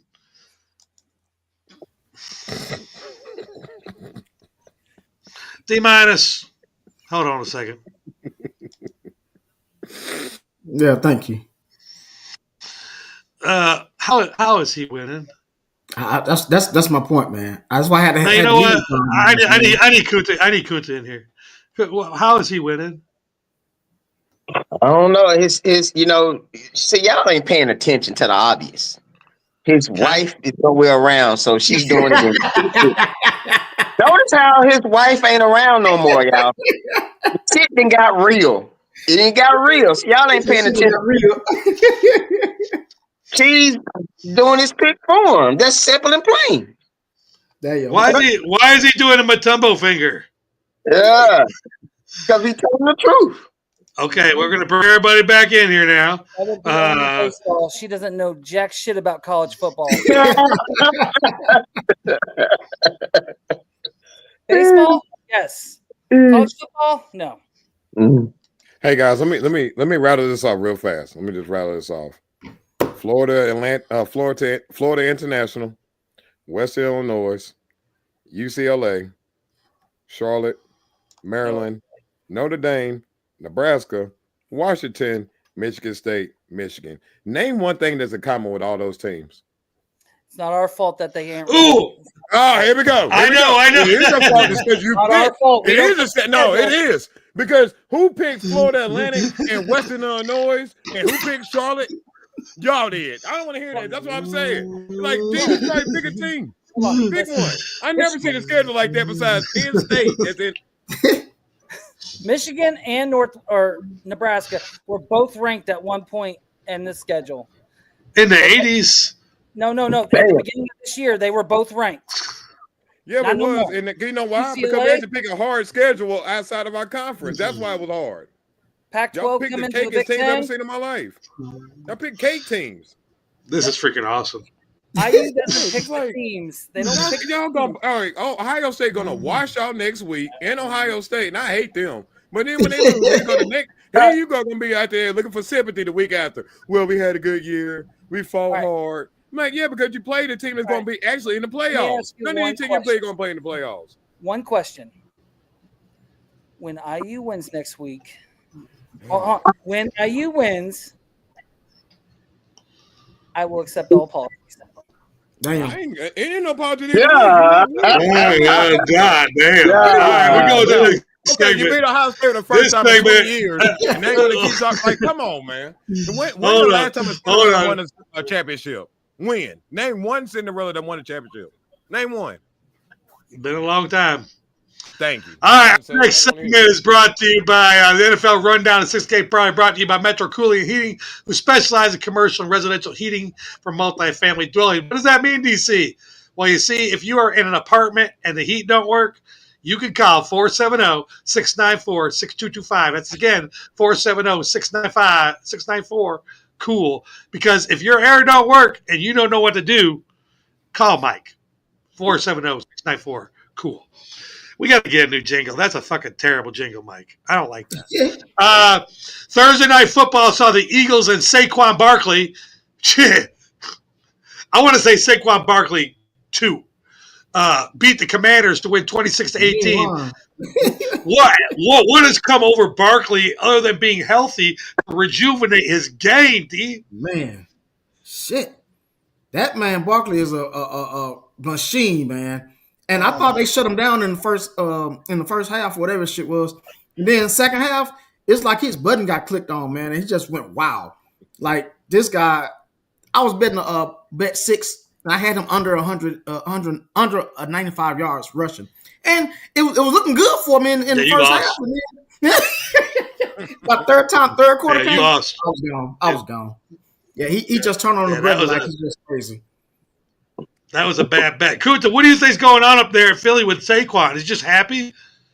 Oh yeah, he's in a better place. Giants did him wrong, man, with the contracts and stuff, and they was trying to lowball him and all that. And he has the ability, it's so impressive, that to turn it on and turn it off. That's what's amazing about him, man. Like he can turn those jets on and he can make plays, make you miss, get those yak yards. So he playing like the old Saquon Barkley, man. Yeah. Facts. And shame on the Giants for trading them to a division rival. No doubt. What a dumbass. That was stupid. Yeah. As long as he's playing in Philly, the Giants will never beat Philly again because he's just got personal reasons. Teddy, going over to the other side, the losing side, Jaden Daniels looked really good, but did you notice he misses some – he needs some help, doesn't he? Yeah, What's wrong? What do you think the Commanders need to be able to compete in that division there? Well, I know Biotic, our former center, was a starting center. He got hurt. So that's one thing. And then with a team like that that's in a rebuild mode, let's so to say, is any lineman that goes down, then the protection's thrown off. The Eagles have a great front that they did a good job. I would just say Jalen, you can't win them all, a young man. I would just say prepare to get better. Eagles they're just on a hot streak right now. They're a better team. So I don't think it was any discredit to what Jalen did, but that offensive line, once you start to lose one or two guys that's your starters with a young quarterback, it's kind of hard to really, go against an elite front like that. Carter was killing the offensive line, man. And shout out to that Georgia defense in the second half, shutting down Washington. Yeah. D minus. I think Jalen Hurts need to get his receivers involved more. It's like he's missing a target with them some kind of way, or they're not gelling because you got Brown and you got Smith, and you're not using either one of them, which makes no sense to me. I'm not understanding that. But in order for them to win a ring, like Scott was saying, Saquon is there, but you got to get them three involved, man. Mm-hmm. It's a fact. All right, week 10 is in the books, and D minus and King Kuta.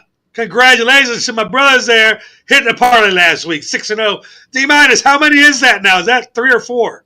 Shit, I lost count, man. I mean, like I lost count. I don't even realize it. I feel like Charles now in the NCAA, but my percentage way better than Charles though, so I ain't worried about that. But hey, man, it feel good, man. Now I have my brother on with me now. What's up, King Coach? Let's do it again, man. Let's do it again. Yeah. Everybody else went 5-1, but they went 6-0. So here are your standings: D minus 47-13, 783. He's picking 78%. So when his Cash App goes up there, all you retards that are losing money every week, I'm not saying they don't go with my picks, but 78% is ridiculous. Okay, that's over 2 weeks. That's huge. And no shame to Kuta at 73% or Teddy at 70%. That's like 7 out of 10. Those are great numbers. Proud of you guys. Anyways. Yeah, dude, 70%, man. Those are huge numbers. Great job. Seriously. Yeah. This week's Monday Night Football game is the battle for Texas. Unfortunately, I don't know. Teddy, why don't you headline this? I get stuck in these. I guess all my whole segment today must be, I'm just saying. Here we go with this again. I stopped myself so- at least. So here's what I think is funny. All right, here goes another one where we magnetize one game like this is the end all be all, like we have not beat the Texans before, or now this year is more significant than it was the last time we played them or the time before. Why do we always keep, again, we're prisoners of the moment because the Cowboys are down. And, you know, I'm glad everybody's having a grand time. I'm still trying to figure out, and I'm baffled on how does a whole league hate on one team that yet we don't hate nobody else equally at all. And, yeah, that's cool because I don't understand how they're AFC. They're going to be in the playoffs with the NFC. It's not a battle for Texas because at the end of the day, Dallas is still going to be king of the crop. Like, I don't understand where this turnaround comes from. You still got a team that never won a championship. I hope they probably eventually get there because I do like CJ Stroud. I do like what they're doing in Houston. I do they're doing a tremendous job changing that team over. Strides. I do love what they're doing down there. Don't get me wrong. Mad respect to the Houston Texans.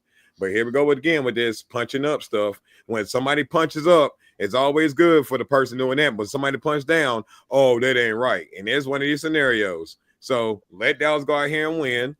Then it'd be like, oh, well, you can't talk about the Texans like that. There's always some scenario, whatever way Dallas plays out, the whole league is watching. So I'm glad everybody get to enjoy us looking bad. And, you know, I can't watch it either. I ain't going to lie. I had to turn the game last week. Eddie, I have a question. I can't even watch it. I can't watch it. Oh, have a no. question. Here we go. No. This is a legit question. Why is it, do you think that America loves to hate on the Cowboys, but yet they're deemed America's team? Like, I get it because I really don't have no beef with the Cowboys. It's the fans. It's the No, fans. it's not even that. It wasn't that. I know exactly what it is. I watch a lot of NFL. I know it is films. too. It's fucking I watch Jerry, NFL man. films. Jerry. Again, here's my thing. What has Jerry said to anybody? He It ain't hasn't said Jerry. everything. It ain't Jerry. And then, matter of fact, he didn't even come up with the American team. American team was created with Tom Landry. So Hey, that Teddy, had nothing to do with Jerry. He Teddy, wasn't it even ain't there. about Teddy. It ain't about what he said. It's about how he's handling. He don't want to make changes. That's his problem. He don't want to make changes. He don't want to give Okay. people authority to do what they supposed to do. He want to control everything.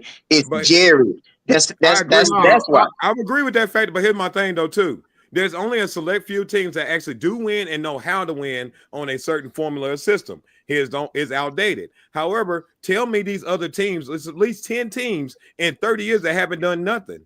So if they had it figured out, Carolina Panthers or a lot of these other teams like the Arizona Cardinals, then why we're not yelling at them to get better?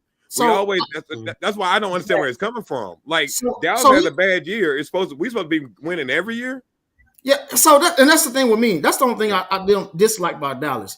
Every year, the commentators, it's not your fault, Ted. It's not Yeah, it's not. You're right. Commentators come out every year. Oh, Me Dallas too. is the best team in NFC. Come out this. Yep. I get so tired of hearing that bullshit because it's Yep. not.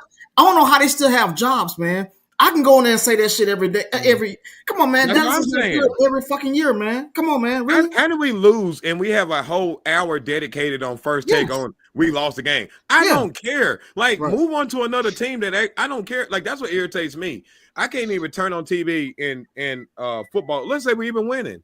I love the Cowboys, but I don't want to hear 2 hours about the last game we played. Talk about the other teams. Me personally, you're right. Dallas gets attacked for something that, again, they created that when they was winning in the 70s and 80s. Nobody now created that. So if you look at the Steel Curtain, the Steel Curtain has that honor, and they don't take that away from you guys. If y'all have a good defensive team, they kind of be like, oh, it looks like the Steel Curtain. They're not attacking the whole team, and that's why, again, I respect that. I don't have no shade at any team, being honest. Like, I could care less. I do. If it would be saying the one team I hate the most probably is the Skins, only because of the closeness of the rivalry and where I live, not necessarily where the actual two teams are.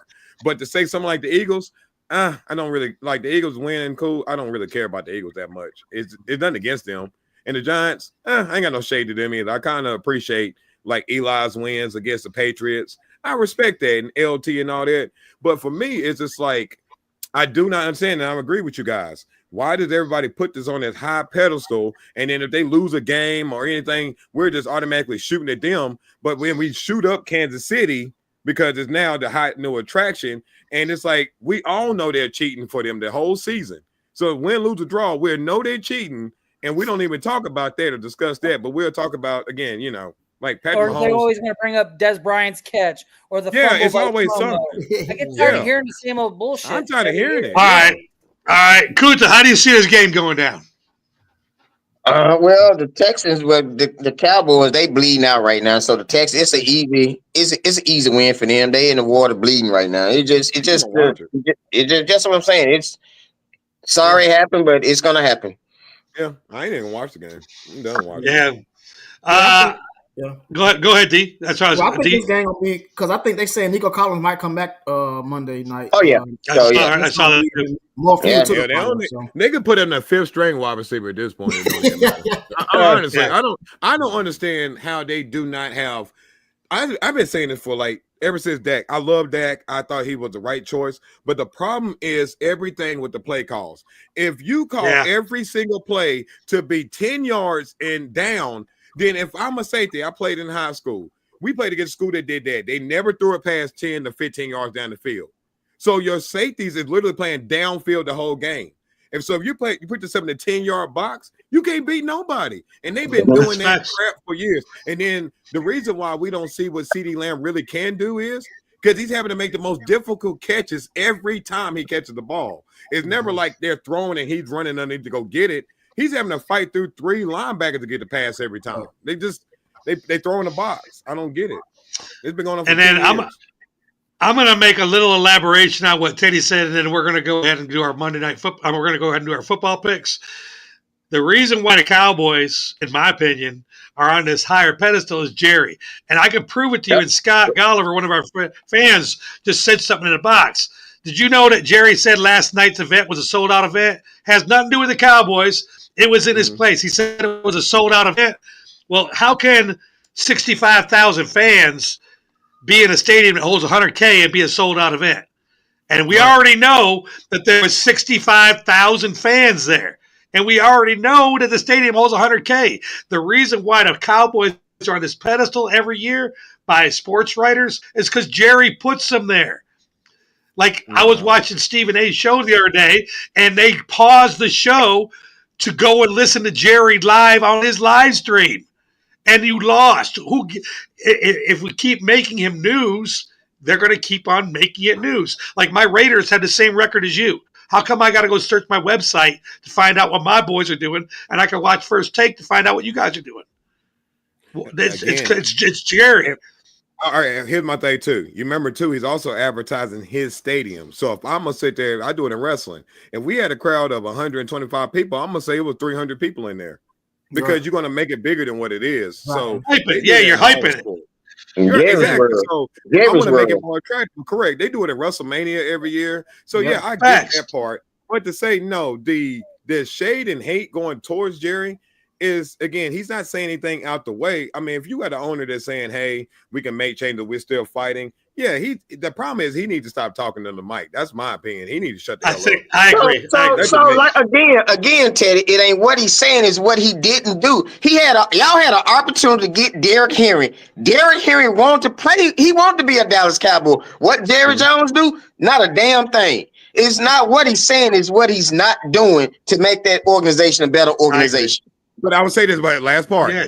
I don't care who is behind the line right now this year. That line can't block nothing. So, yeah, it'd have been a waste of money this year getting a Derrick Henry with that cannot block, and the defense can't stop nobody. So, yeah, we got a great running back, but how good is that? That's not going to win games where we can't even get past the line of scrimmage, dog. Like they can't. If you get a running back, if you get a running back like Derrick Henry, you best believe they're going to put somebody in there to get Derrick Henry those blocks. He ain't finna set it up like that. He can get credit on his own, but our line is really bad this year, dude. Like they can't block more than 2 seconds. All right, they are really bad. Let's go ahead and go to our picks here so we don't run out of time. That was a great segment, fellas. I appreciate that. Right now, let's see the Sheriff, first in college, last in NFL. You're on the board. All right, guys. Welcome to Week 11 in the NFL. We're going to try to, we're making good picks, but just not good enough picks. So we got the Lions beating the Jags this week. I got the Vikings beating the Titans. I got the Rams beating the Patriots. I'm not even touching the Colts game. I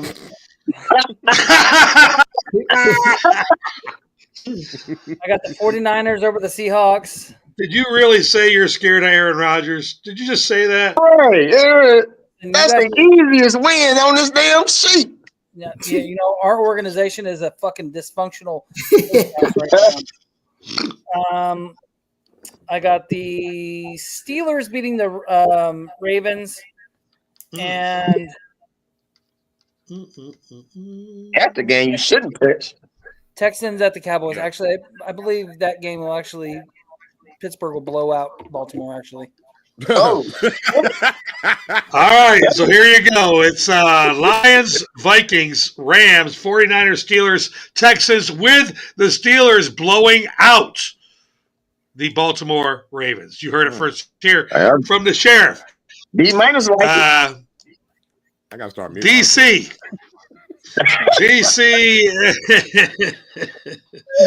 I'm going to keep it simple, Pimple. I'm going to take the Packers over the Bears. The Bears have a new OC today.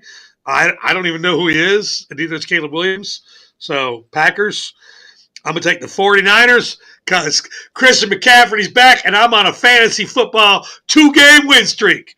Come on, Big Mac. 49ers over the Seahawks. Lions over the Jaguars. Rams over the Patriots. Vikings over the Titans. And in respect to Teddy, the last one would be Texans over the Cowboys. Because, like Teddy said, you can't run and talk a truck in that line right now. All right, next up will be TKO. TKO beatdown. I try to keep this brief. Caleb Williams was trash, and I said he was. Y'all can go back and listen to me. Say that before the season even started, before he got drafted, I said that. I said it too, Ted. I was with you on that one. I said it too. I'm glad we agree, because I kept telling everybody, you can't win in college, you can't win in the NFL. I don't care what he is. But I got the Packers beating, killing the Bears, because the Packers are playing really good football. It's that one game right here is a toss-up. I'm going with the Dolphins over the Raiders, because I really believe the Raiders can find a way to win that one. But I think Dolphins going to win that. I really do. No, because again, sometimes it's not about where you are; it's the team y'all playing. I don't think the Dolphins are good. They're not a good team. Could Go be with the, yeah, two are not that good. I'm just my opinion. The 49ers is going to win because Christian McCaffrey coming back and they're at home. I think Seattle's a good team, but they're at home. The Lions are going to stomp the Jaguars. The Browns are going to beat the Saints. I believe in Jameson Winston. That's the man. And the Falcons are playing really good. I think they're going to beat the Broncos. Wow. I almost picked All right, so TKO, Packers, Dolphins, 49ers, Lions, Browns, and Falcons. TKO beatdown. Mm-hmm. Let's see here. Next person up, King Kuta. You are 3 games behind your brother. Can you make a late charge here? All right, back-to-back sweep, guys. We finna do this again. My first pick, Vikings over the Titans. Got the Lions over the Jaguars. The Rams over the Patriots. I got the Texans over the Cowboys. Dolphins over the Raiders. And the Packers over the Bears. All right, so Kuta's got Vikings, Lions, Rams, Texans, Dolphins, Packers. $ Kunta Mosby. This is the guy you won't be listening to, though. Not that Kunta's doing bad, but this guy is on fire. D- is currently 47-13. He's like the Cleveland Cavaliers of the NBA. Yeah, shit. Boy, look. So look, I like this week here, man. This week is gonna be real nice. There's some good matchups this week. I like this. I'm gonna take the Bears. I'm gonna take the Packers over the Bears. I'm about to say. Give me the Dolphins. Give me the Dolphins over the Raiders. I like the Texans over the Cowboys. Give me the Lions over the Jaguars. Vikings over the Titans. And my Steel City to blow out the Ravens. I like that, Charles. We gonna do that, baby. Steelers. Hell yeah. Going after the Ravens, baby. We're gonna tear their ass apart. I'm glad someone pick $ D minus 1980, man. Let's make this money. Let's hit this parlay again. Steelers to blow out the Ravens. You heard it right there first. Steelers, Vikings, Lions, Texans, Dolphins, and Packers. King Kuta. Yep. Are they right about the Steelers shit? The Steelers are going to blow out the Ravens? I don't know what they watch or who they heard. I don't know if they talking to bookies or what. I don't. That's a division rivalry game.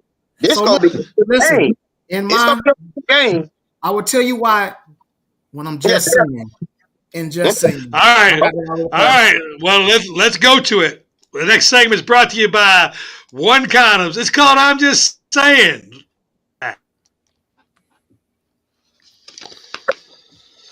Blowout. I'm not sure about blowout.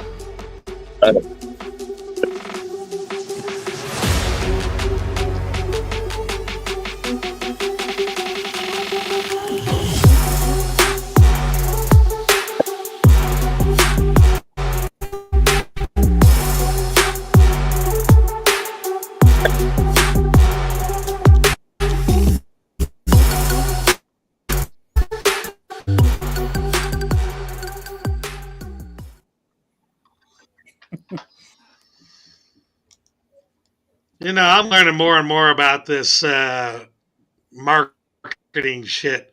I don't understand. Like when I go like this, does it make you want to look at it more? When I make it go closer and farther and turn it like this, they just wrote to me. They said, "Hey, when you put the stuff closer, like, spin it a little bit."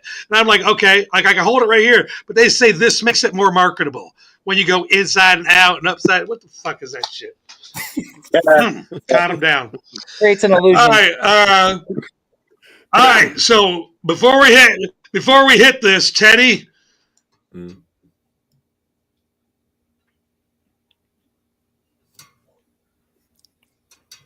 DC, you're frozen.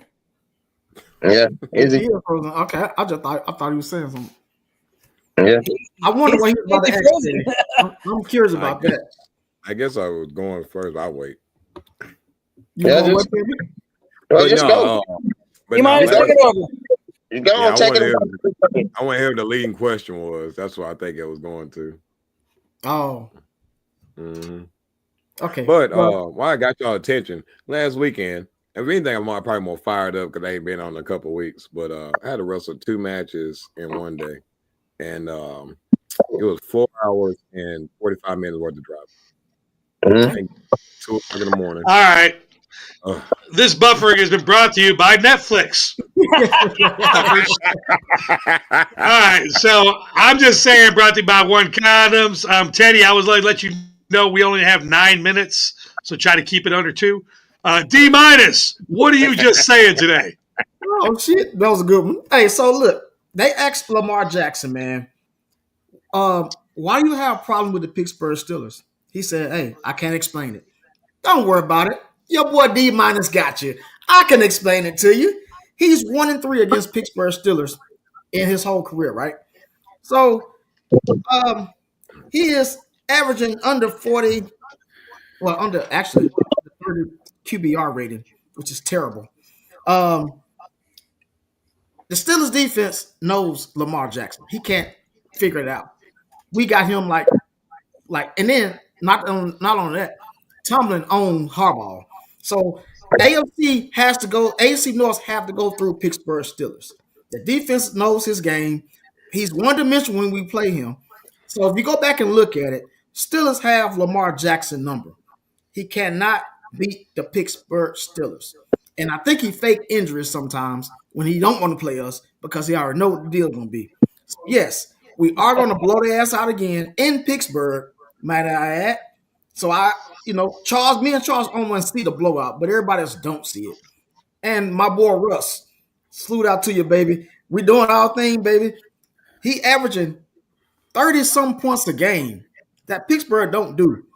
So that's why it's going to be a blowout because Baltimore can't score on Pittsburgh defense. But we damn sure can score on theirs. Hey, Steeler Nation, I'm just saying, baby. That's why Lamar can't beat us. Out. Well, Nothing. how about that? And you know what? Guess what? The sheriff gets to follow that. I'm not going to talk about Pittsburgh, but I'm going to talk about a dysfunctional organization that's over my shoulder right behind me. What the hell are you guys doing? You're going to say Joe Flacco's a starter. And then you're going to say fucking AR is a starter. Listen, here's the problem. Chris Ballard, you're a jackass. Jim Irsay, give the team to your daughter, please. You're dying. Literally, your health is terrible. Your health is terrible. Indianapolis Colts, you are better than this. You are a classy organization, and we have been the talk all week of dysfunction on sports media. Please get it together. AR, I hope you learned your lesson, brother, because you won't get another shot if you say you're tired again. I promise you that much. Indianapolis Colts, get it together. That's all I'm just saying. Well, TKO. What are you just saying again? On the 2 minutes. I'm gonna be brief because I'm gonna be honest, man. I guess people can sense my disdain for sports right now. Is because I'm gonna be honest. I need a win in life. I need a win, man. My Michigan won last year. Shout out to the Wolverines. I love you guys. Atlanta won a couple years ago, but dude, I need a win. Chicago, Dallas, where are you at, man? We need you guys to return to championship glory. It's so irritating knowing how much time we devote to you guys, and you go out here and you lay an egg every single week. Every week. It's getting to a point now I can't even enjoy watching football. I can't enjoy it because I just want to win. So I keep it simple. I refer back to my man DC and the great owner Al Davis. Just win, baby. My teams. Just win, baby. That's all I need y'all to do. Just win. Fair. Just win. Just do something. Yeah. Do something. Just do something. 3-7 is ridiculous. Beat the Steelers and then it's like, what the hell is wrong with us? Oh God. Sorry, Teddy. Teddy, you know what? Teddy is very good at playing, talking about when his team's losing. He's very good at that. And Teddy, I appreciate you. I'm just saying, it has nothing to do with that. This is to all my Yankee fans. And that's why I was kind of laughing, because I looked up. George Steinbrenner, I'm just saying, George Steinbrenner's in his grave right now, so pissed at his sons. Do you know why? Well, because this week, the Yankees lost a bidding war on Juan Soto to the Mets.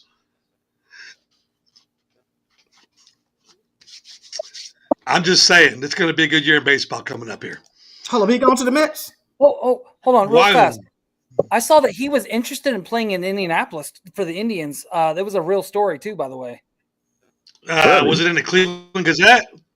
No, it was on one of the newspapers. Nah, it was in the Cleveland Gazette. Nah. He's signing with the Mets. The Mets outbid the Yankees. He's signing with the Mets. He's signing with the Mets because the Mets outbid the Yankees. It's all over the New York Post. It's all over everywhere. It hasn't happened yet, but he's going to sign because the Yankees said we're not paying that. How? And this is what I'm saying, Steinbrenner moments, and I know my Yankee fans are all like, fuck that, just pay him. It's Soto. You're absolutely right. It's Juan Soto. Pay him. Just pay him. And to lose a bidding war to the Mets is, I'm not happy about it. He's in our division now. King Kunta, what are you just saying? This is what I'm saying today. 49ers, we got to win out. This is our chance. We got a great team assembled. We was going through injuries and all that whatnot. We getting everybody back together. Now it's time to jail. Make some runs. We got some tough schedules. We got Seattle Sunday, and then after that we going to Green Bay. So we need to get our shit together. We need to win, at least make the playoffs, and then we can take it from there and be back in the Super Bowl. I'm just saying. Yeah. And don't do crack. Come see me and D- today. Kunta, you gonna come down and join us? Yeah, I'll be there. Are you really? Yeah, I know. He ain't coming to Mississippi. He's a Mississippi State Bulldog fan. They're not playing today. Anyways, come down and join me and D Myers. We'll be down at the Smyrna Community Village Center area thing. It doesn't really have a tag. Look for the big TV and the little white guy with the big mouth. Check us out down there. We'll be down there about 3 o'clock. Georgia game starts at 7:30. We'll be down there freezing our ass, toasting marshmallows. Let's go. You know what I'm saying? Peace out, y'all. Have a great week, guys. You too. Well, I'm going to. Birthday week. Teddy. Yo. Never give up, buddy. You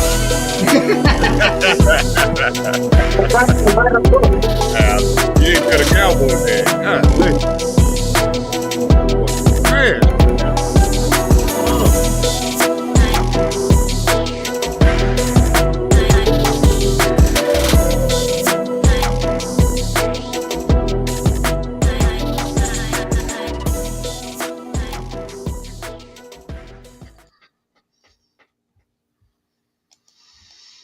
Great show, fellas.